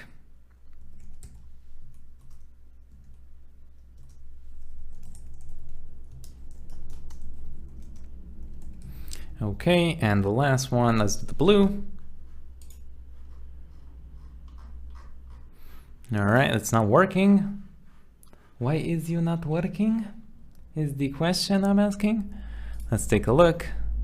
Fashion 1, H1, I'm selecting it. Oh, we have to save it. Oh, we have to save the file. There we go. So that's what we have. Okay, let's make this text not ugly. Let's do fashion text P, font size 2 rem, add a bit of padding, 2 rem, 2 rem, 0 rem, 0 rem. So I just want it on this side here. I don't care about this one. I want this to be aligned, so I didn't add it there. On the bottom and left, just a bit of margin bottom. 10 rem. We go hard. There we go. Perfect. Nice. So we can add that fashion number to if you want. If you want to have fun. Fashion number, font size, something big like 15 rem. Position absolute. Let's move it around. Left 50%, bottom 10%, color white. Yeah, something like that. You can mess around with this. I just want this to be kind of for fun there. Just opacity 0 to, just for fun. Have something interesting. You can add it here on top of the image, left, right, wherever you want. Again, it's just kind of for fun. Okay, so there we go. We styled everything up. Let's see. As you can see, now we can navigate through each page. Let's see how we can start transitioning these pages. Okay, let's take a look on how the basics of Barba works. Now, Barba is extremely large and you can do some very complex animations in it, but I just want a simple page transition that you can learn and you can mess around and add to your projects and kind of customize it to your own way. So let's go close everything up here. And let's just go here to, yeah, let's just do it above here. Okay, so I want to do Barba page transitions. Okay, so the way you can do it is we need to initialize it first of all. We can say barba.init. We invoke it, we pass in an object that takes in a bunch of parameters. And the first one is going to be called views. All right, this is going to be an array of objects. So array objects, okay? And here we can basically define kind of the pages that we want to transition and what we want to do with them. So we can add a namespace. This is going to be the name of it. So I have a home. I'm going to add a comma, make a new object. I'm going to have a namespace of fashion. All right, these are the two pages that we have. So now we need to kind of modify our HTML to let Barba know what pages we have and their names. So first of all, let's go to our index.html. And what Barba tells us to do is kind of wrap our content in some kind of data that they use. So first of all, on the body, I'm going to add a data Barba equal to wrapper. And you add this, basically, I'm going to add it to the body. And you add this for the content that you basically don't want to change. So everything wrapped here does not change. And the things that you want to change, you wrap it in a different data. So I just want the main here to change, right? I don't care about the nav and the other things. I want them to stay the same. So the things that you want to change, you wrap in a data Barba container. All right, so we can switch out this container because that's what's going to happen when we navigate to another HTML page. This container is going to be switched to the fashion container. Okay, so we can also add a name to this, data Barba namespace. So again, what we can do with this namespace, if we name them, is we can run certain functions based on which page we are on. So let's add home to this one and hit save. Now we can go to the other page and do the same thing. So go to the fashion, go all the way up here. Again, the body is going to have a data Barba of wrapper. And the main is going to have a data Barba of container. And let's give it a namespace too. Fashion. Again, the goal here is, the reason why we're creating this views thing, so let's close everything up, this views thing, is so I can run certain functionality. I don't want to run animate slides on the next part of this page because I'm not grabbing any elements. I'm not doing anything with these slides that I have on this page. So it would be stupid for me to do it. So again, now the problem is, take a look. If I go down here, let's see if it gives us a problem. If I click here, as you can see now, the scroll magic is still here on this page. So it kind of messes everything up. So let me just navigate back here. So what we want to do is, I want to trigger this animate slides only when we arrive on the home page. So I'm going to add a comma here, and we have different methods that we can use. There's a bunch of them. The ones that we're going to use mostly is something called before enter and before leave. So basically, before enter, I'm going to add it in here. Before we enter, I want to run animate slides. And that's it. This is the only place where I want to run it. Now, after we leave, so before leave, like that, I'm going to add a comma here. It's called before leave, not after leave. we can basically destroy all of our scroll magic because we're not going to use it on the next page. So we can destroy everything that we have, like the slide scene. We can use destroy method here, and that's going to get rid of it. We can do the same to the page scene.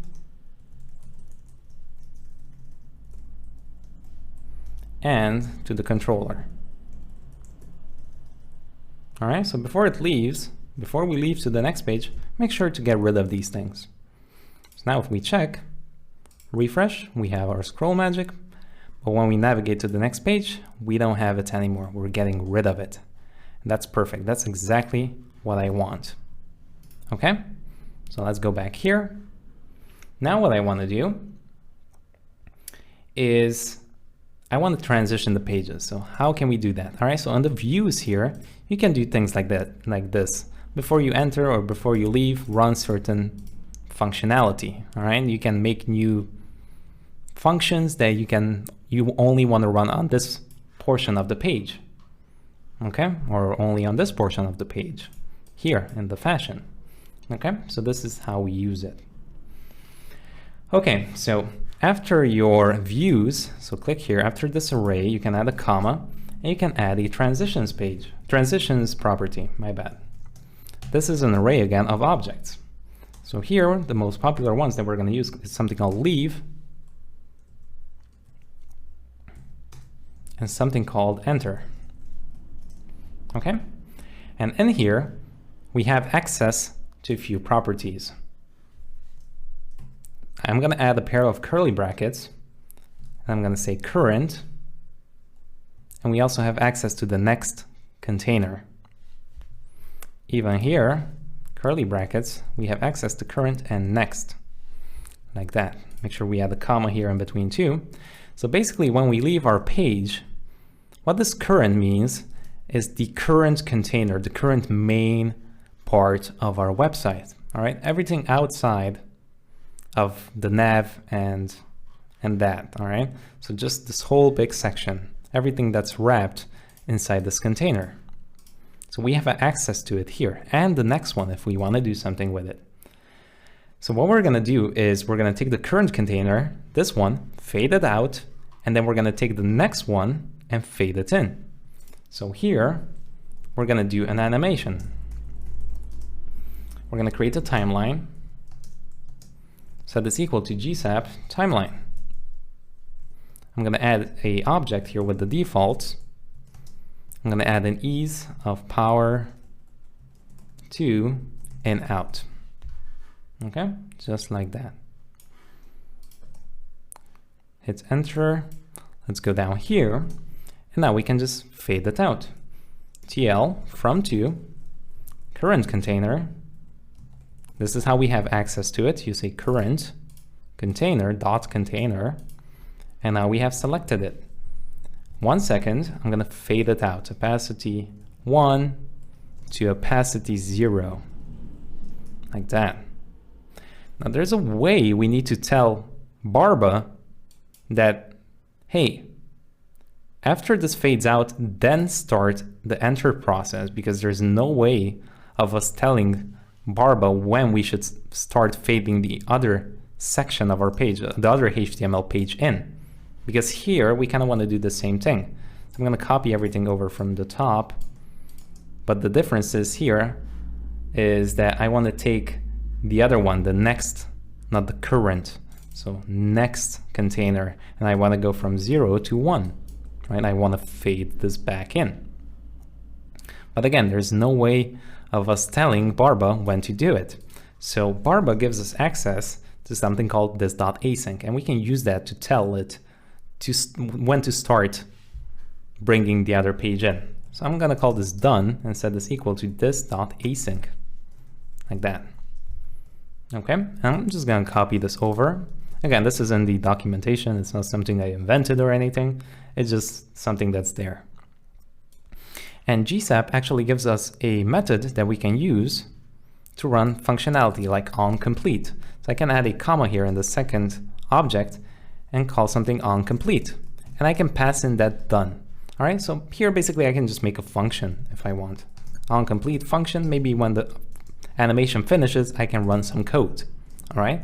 But the code I want to run here is just add this done that Barba gives us. And I can run it here as well. So I'm going to copy it from here and add it here as well. And hit done. Hit save, and let's take a look. Fades out. Kind of pops in a weird way. Did you see that? Let's go back. Scroll down. Boom, pops up. What's happening? Well, what's happening, let me kind of illustrate it in Figma, is you can imagine like we have this container, right?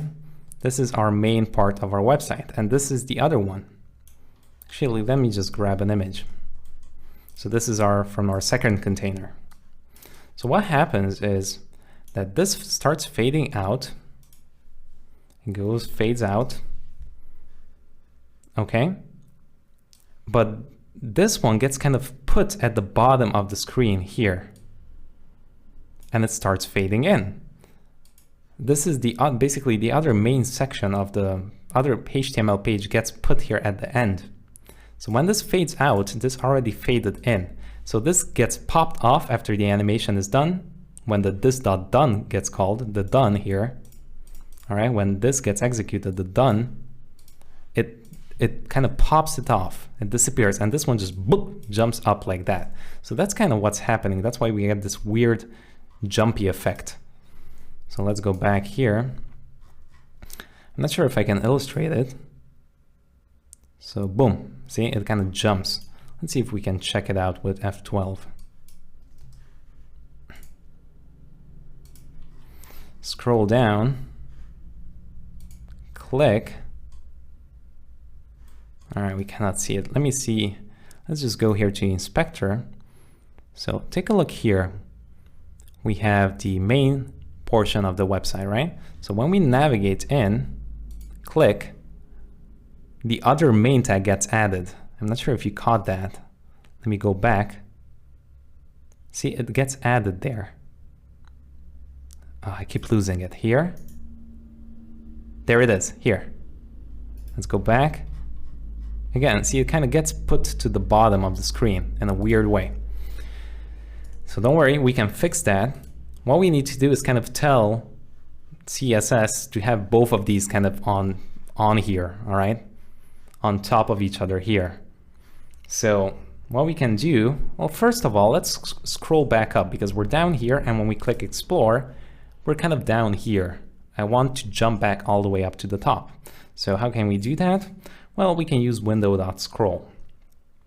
So when we enter to the next page, what I want to do is scroll to the top. We can use window to that. Window, scroll to, and if I add 0, this is for the X and the Y. So 0, 0. Okay, let's see. Let's go back here. Click.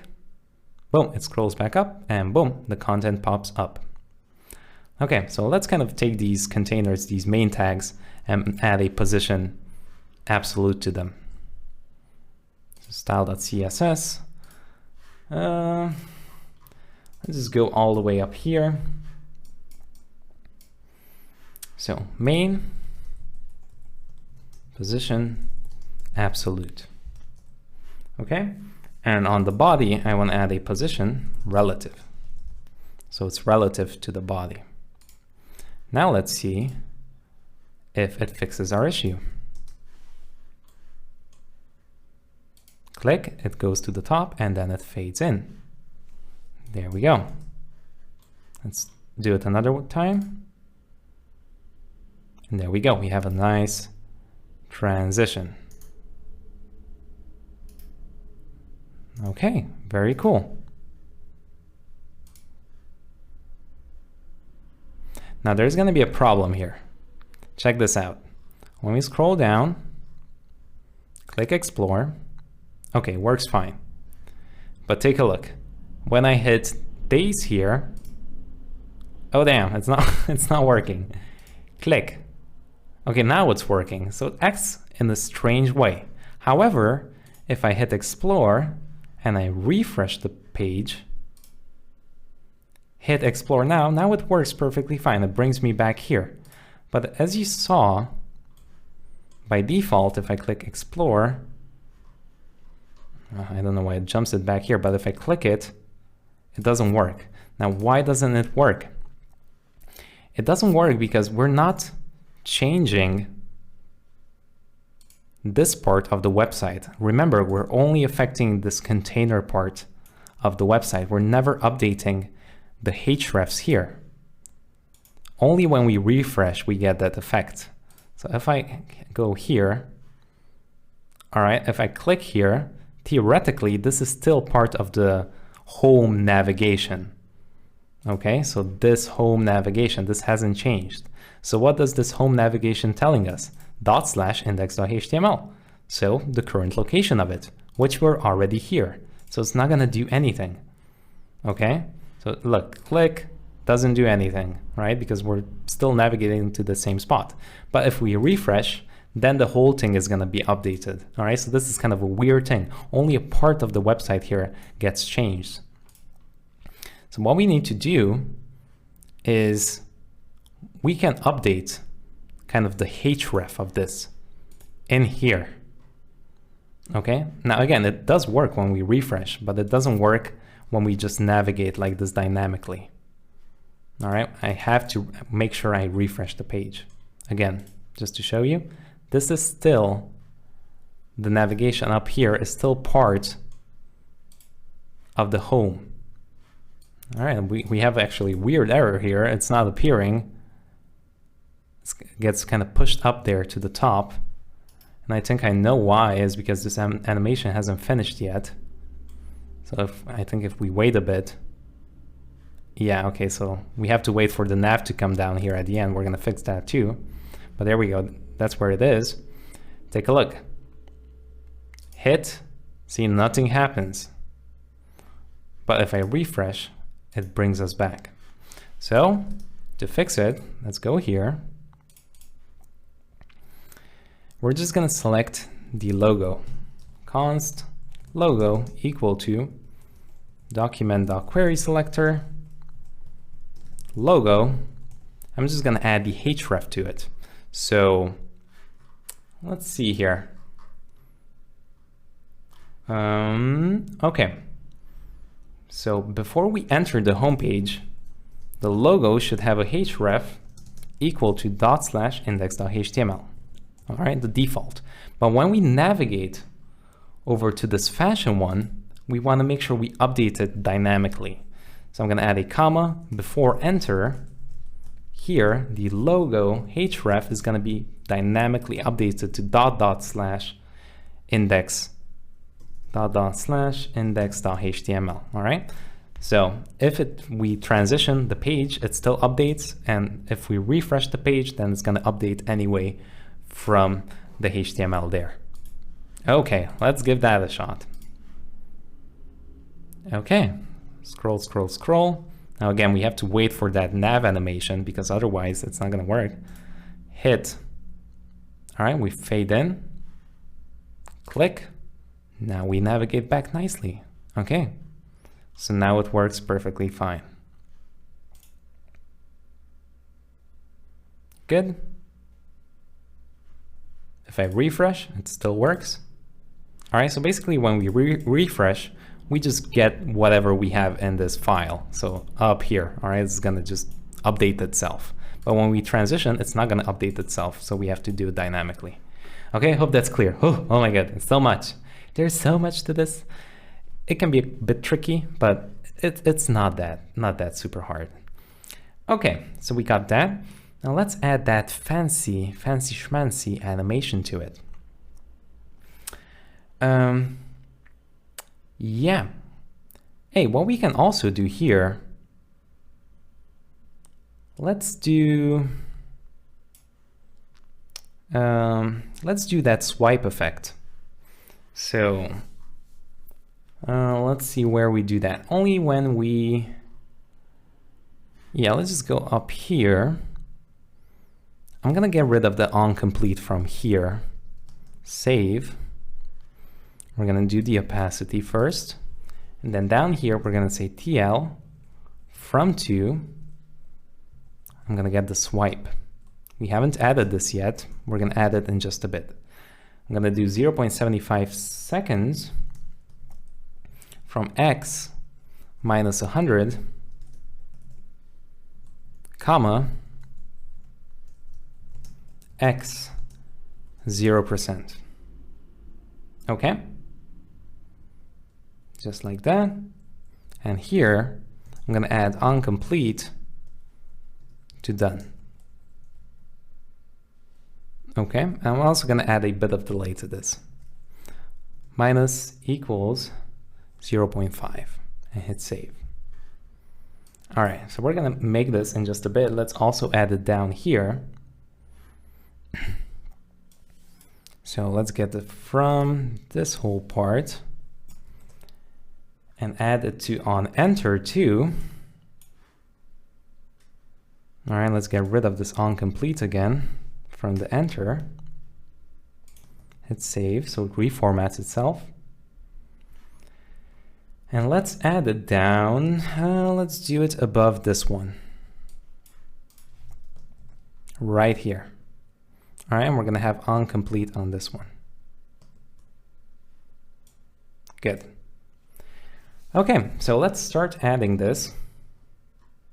Let's open up our style.css. Let's go, I don't know, let's go all the way down here. I'm going to grab the swipe. Again, this is just a div that we made.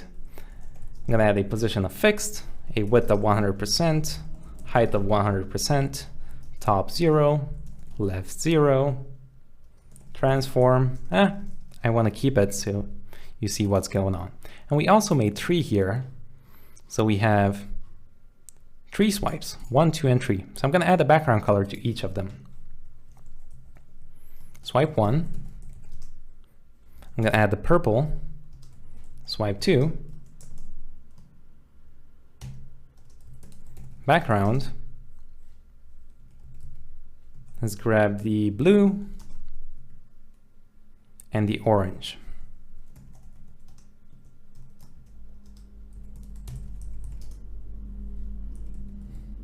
Okay, this is what we have.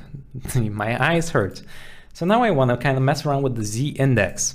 Now I know I have it on the nav and everything, so I'm just going to go up here. If I add z-index 3 to this one, all right, this is going to be on top. If I add z-index 4 to this one, now this one's going to be on top. And finally on this one, z-index 5. Now this one's going to be on top. All right, just basic, just divs that we have here. So now I'm just going to push it to the side. Transform, translate, X, just push it to minus 100% so we cannot see it anymore. Here's one amazing thing you can do in GSAP. You can add a delay animation to all the swipes. As you can see here, I basically selected all 3 of them. So what I can do with this is I can go here to the second object and I can add something called stagger. And this basically means it's gonna stagger. It's gonna kind of delay between each of them one by one. You're gonna have this super, super cool effect. So let me show you. Let's get rid of this delay here. I don't think I'm gonna need it. Let's see if this works. Scroll all the way down here. All right, go to Explore, tap. All right, it doesn't work. So let's see what we messed up. Damn, why you do this? All right, let's go to the leave. So when we leave, we want to go from 2. All right, we grab the swipe, 0.75 from minus 100% to 0%. And on complete, we want to finish. Okay, so that's good. Shouldn't be an issue here. So I think the issue is here. On the enter. So when we enter, And we have the swipe, and then we have this one down here. So again, this is kind of the reverse that I want to do. Let's do 1 second here. Okay, I want from 0 here to 100%. Let's see if that's going to solve the issue. Let's navigate back here. There we go. Take a look at that. How cool. Again, the thing that we're doing here is the stagger allows us to kind of have this effect of everything just following up along each other. So that's why we grab all 3 swipes here and we push it one by one. I love that. I think it looks very, very cool. Click. Okay. So again, to recap what we're doing here, let's kind of take it step by step. I want this to be very clear. All right, we create a timeline. We grab the current container and we just fade it out. That's the first step here. We fade this content out. Like this, fades out. As you can see, this already starts happening, this whole animation, because we added a small delay. Now the second animation, we just grab all the swipes, all right, we add a time to it, and we just move it from minus 100% to 0%. All right, we move it into view, so it covers everything up. Once the other page starts to enter, we have the staggering effect. We move it this way 100%. So this comes in, and then it starts leaving that way. All right. Again, this is, you can kind of mess around with this and get your own effects. Play around with the stagger, do 0.5, see what happens then. Take a look. It's a totally different effect.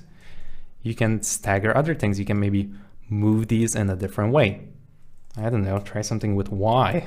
Now, I don't know if this is gonna work. It's probably not gonna look good, but look at that. That's a totally different effect. Maybe we can do minus here. Again, play around with this. See what you get. This is the fun part of messing around with these kind of things. Okay, that's gonna be it. We kind of made everything. We still have some problems here though. Let me just switch it back to the way it was. All right. Again, the problem here is that when we go fast and we click here fast, when we click on here fast, this nav did not get the chance to transition all the way down, because remember, we're removing that part. So we'll never end up transitioning this down here. So what we can do is, I don't know, we can just go here and I don't know, when this comes in, like before enter, I can just do like a GSAP 2 and I can get the nav. So before we enter the fashion section, where's that thing? The nav here, okay? Which is the nav header. So all I'm gonna do is do a from to nav header, whatever position it has, I don't care. Just move it down 1 second from Y 100% to Y 0. I want to make sure it's here always. We can also add an ease to this. Oh, what did I do here? Add another object. Y to 0%. Okay, and we can add an ease. Let me search for it. This one, ease power in out. And then go back here and save. So now if we don't let this load up, okay, I'm not sure what happened there, but let's try this again. Scroll fast, click. All right, this still comes into view, so it doesn't matter if we remove the other function or destroy the other scene and it doesn't complete itself, it's gonna work fine. So if I'm in a hurry, it's not gonna break. There we go. Okay, perfect. So there we go. We have animations. We have everything working. Next up, let's kind of add some scroll magic to this section as well, and then kind of make it mobile friendly, and we are finished. So exciting. Let's get into it. Okay, so let's start adding some kind of scroll magic here on this page as well. Something very cool and very fun. So let's go back here. I'm just gonna make a new function, kind of like we made it up here to the animate slides, but we're gonna make one specific for these pages, these description pages, or whatever you wanna call it. So yeah, let's go here and do it. That sounds dirty. Okay. Here, I'm just going to create a function called detail animation. Okay. Detail, why you messed up my thing? Detail animation. Create that controller again. New scroll magic controller. Okay. Now I'm going to get the slides, the slides, set it equal to document.querySelector all. I'm gonna get the detail slides. All right, detail slide, that's what I named it. Again, just kind of looping over everything, kind of the same thing we again did on the original page. I'm gonna add another pair of parentheses here, slides, index, and slides. Just loop over this again. All right, I'm gonna create a timeline again. Oh my goodness, const slides tl gsap.timeline. Again, I'm going to add an object here with the defaults of duration 1. Okay. Next up, let's kind of copy over that next slide logic that we did. So I'm going to search for next. Here we go, this next slide thing. I'm going to copy over and paste it down here. Down in here. Okay. Let's get the image. Next image is equal to next slide, the query selector, image. And now we can do slide TL from to, let's just do a fade out. Let's get the slide here. Go from opacity 1 to opacity 0. Super simple. That's our whole animation for now. Okay, we can create a scene 2 and call this detail slide, detail scene. We don't have it, so let's add it up here. Detail scene, go back down, is equal to a new scroll magic scene. All right, that's gonna be almost exactly identical. Trigger slide, duration 100%. Trigger hook, it's gonna be 0. You can add pins, indicators, whatever you want here. I'm gonna set the pin to the slide.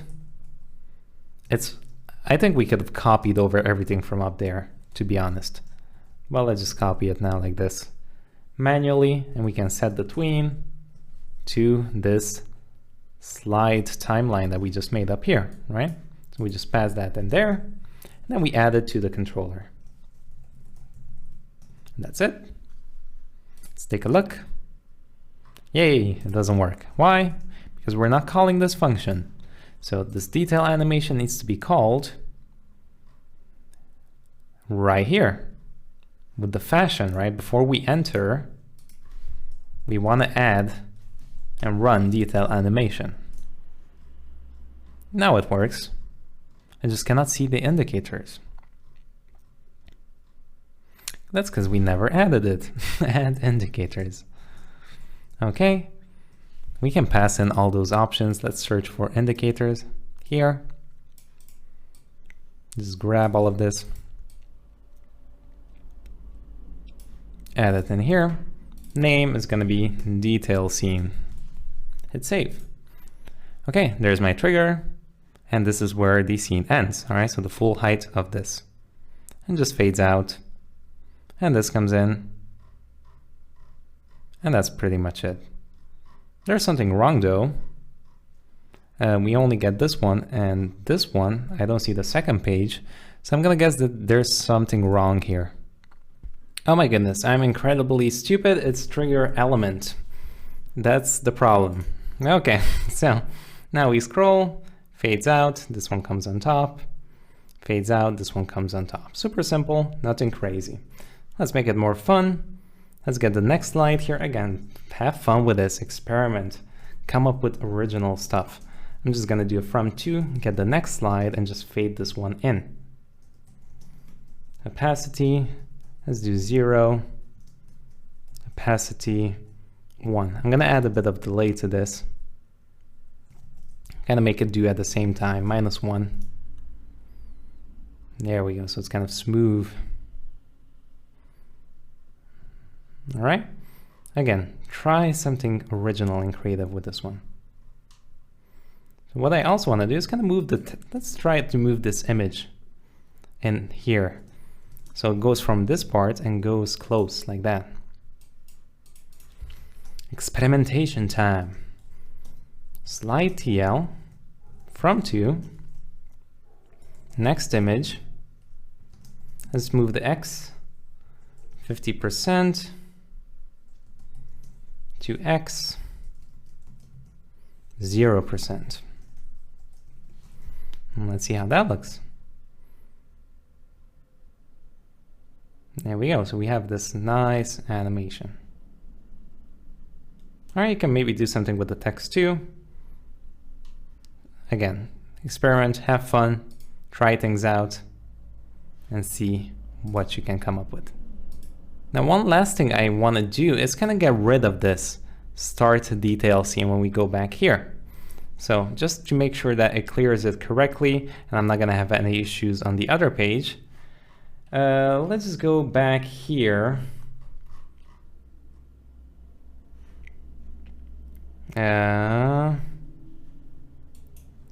Here before leave, so after this one on the fashion, I'm gonna add a comma before leave. I'm gonna get the controller, destroy it, and this one, this detail scene, I'm gonna destroy that too. Where am I? So right here. All right, then the fashion namespace, clear the controller, and clear the detail scene. And there we go, we did it, everybody. Good job.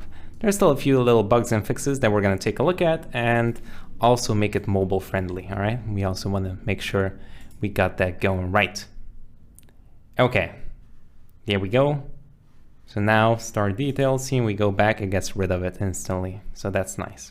Okay, see you in the final section. Okay, let's finish up the website.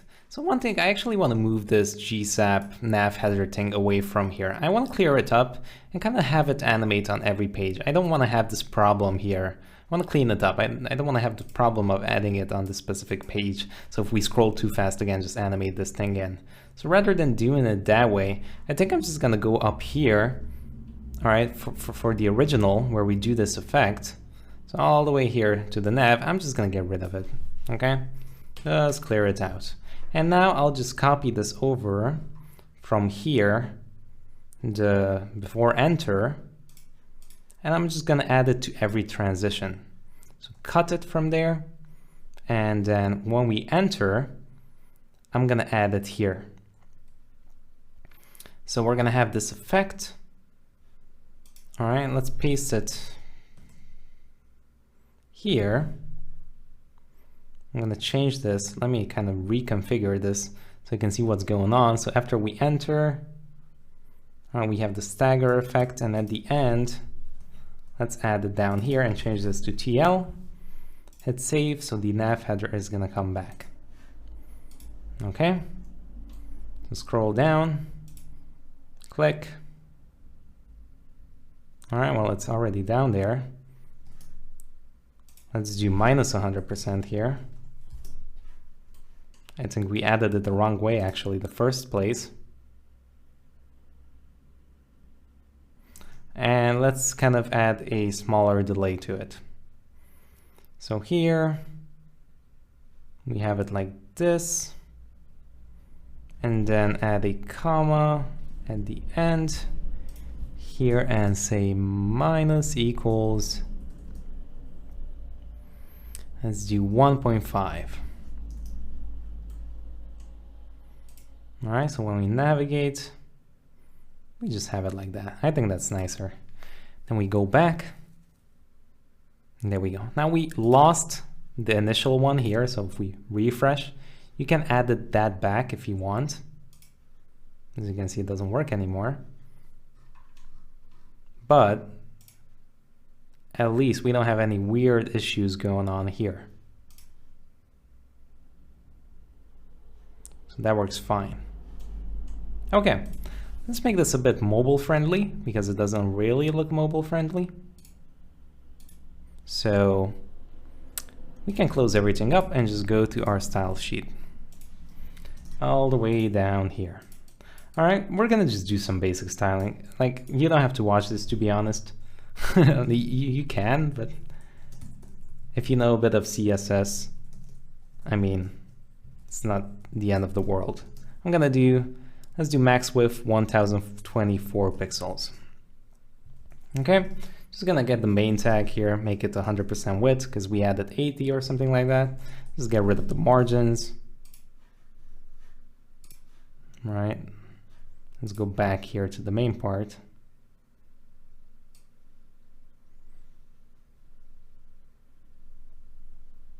All right, let's get the slides.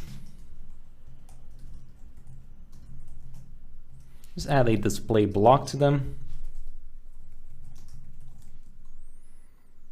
Let's change the width to 100% and text align everything to center.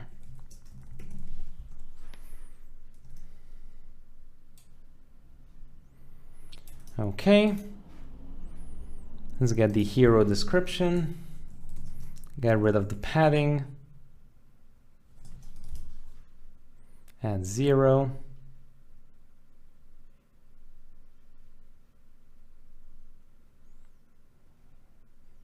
All right, let's make the H2 smaller, hero description H2, font size 1.6 rem, padding 1 rem, 0 rem. Okay, let's get the p tags in here, hero description p tag, padding 2 rem, 1 rem. Let's change the font size to 1 rem. Line height 1.5 rem, text align center.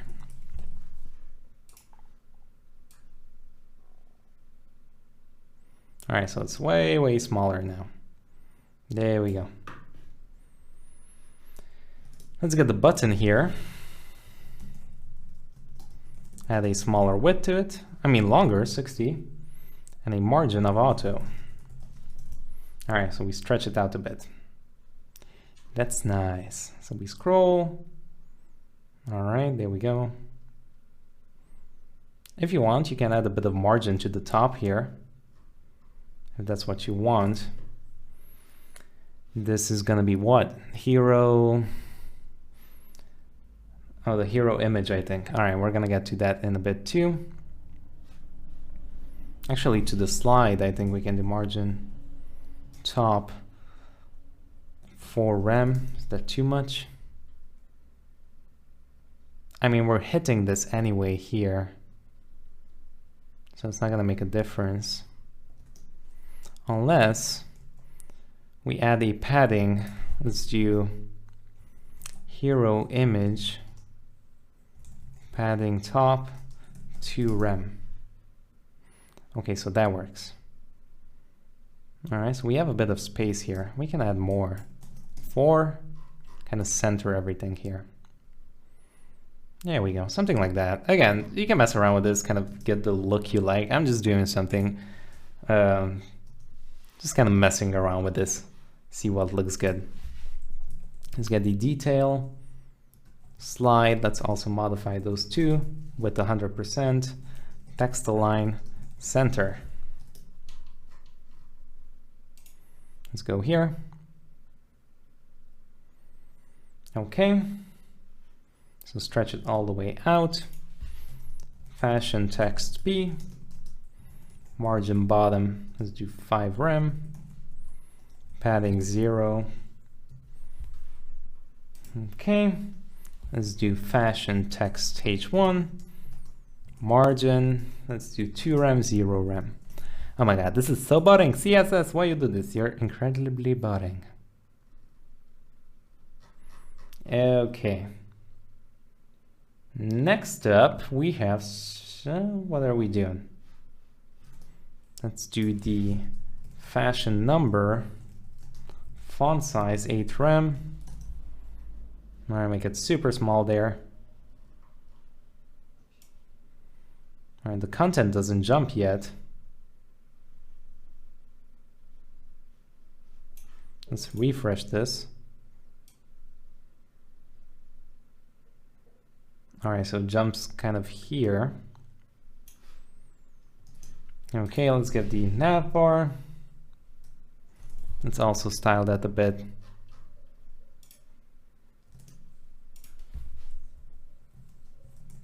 Add a display block. Get the nav links. 2 rem. Let's do a text align center. Super simple. Get the contact h2. Font size 3 rem. And text align center. Are you still here with me? It's boring, I know. CSS. There we go. All right, so it goes like that. Add a bit of padding to it, and let's call it today. We're done with this. We don't care. Font size 1.2 rem, padding 1 rem, and text align center, and Gucci Pucci, screw you, CSS. Let's add more. 2. That's good. 2. You can add 3. Maybe push this down a bit, but that should be okay. All right, that's not too bad. It's pretty okay. Alrighty, so we can add another one if we want. So we can do like a what was this, 1024? We can do another one for bigger. So let's go here, media, screen, and max width. I'm actually gonna start making it way smaller from here because I started from there and it didn't really work out. Let's just make the hero image way smaller. Height 50 VH. All right, let me just go back here to this part. All right, just kind of make it like that. Boom. Okay. I guess we could make this bigger. Well, yeah, that's gonna be kind of the idea. Or maybe push it down more, make these fonts a bit bigger. Again, if you want to do that, do that. I'm gonna let you kind of experiment and have fun with it your own way. But for this one, let's actually fix this up because this doesn't look that good here. So let's do fashion text h1, just make it way smaller. Add a padding to it. 1 rem, 0 rem. All right, fashion F. There we go. Fashion P. Let's do 1.2. I'm messing something up because it's not working. Fashion. Okay, good. And this image can be way smaller. Fashion image, height 50 VH. Let's do the object position on top so we don't cut her face out in this case here. Super simple fix. Object position, top. All right, we're not cutting her face. Then when we get down here, maybe when you're on mobile, you can stretch this out all the way here. A bit of padding here. Again, kind of mess around and see what you like and what you don't like. Okay, and we are done. Take a look at that. We have finished added animations. We learned about adding, oh, that's a weird issue. All right, it doesn't work anymore there. All right, we're gonna see. We learned page transitions, we learned scroll animations, and a bunch of other stuff. So I highly recommend you can just copy over the HTML from this page to the other pages and just kind of modify the pictures. And you can add it to this one, you can add it to this one. Maybe you can run your own custom animations here. So if you go here, you can create new, where is it? Here, you can create new views for each one of them. Just kind of copy over the logic from here to there and just add your own kind of animations and your own text and things. Okay, we saw a problem here. It didn't work anymore. Let me scroll down, click. Okay, it works.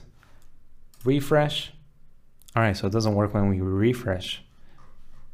If we expand, oh, we don't get that thing. So the nav gets screwed up. What's happening? F12, let's inspect this really quickly. My z-index is not working when we refresh for some reason. Oh, here it is. Z-index has no effect since the element is not positioned. Try setting the position properties to something other than static. Okay, so let's just go here to the nav header. Just add a position relative to this. Should be fine. All right, no more error. So yeah, there we go, it works. Let's make sure. Okay, everything's fine. Scroll, click. Okay, works. Expand, close, refresh. Yep, there we go. It works perfectly fine. So we missed that position relative. All right, hope you enjoyed this project. Hope you had fun. I'm sorry if I sounded a bit tired because my voice is kind of hurting. And you know, there's kind of like this epidemic going on here. I'm not sure when you're gonna watch this. Hope the world is still living with this coronavirus. But yeah, hope you enjoyed it. Well, I guess we didn't die since you're watching this course. So that's a good thing. Okay, anyway, I'll see you in the next chapter. All right, there's still projects coming up, so we're gonna have fun.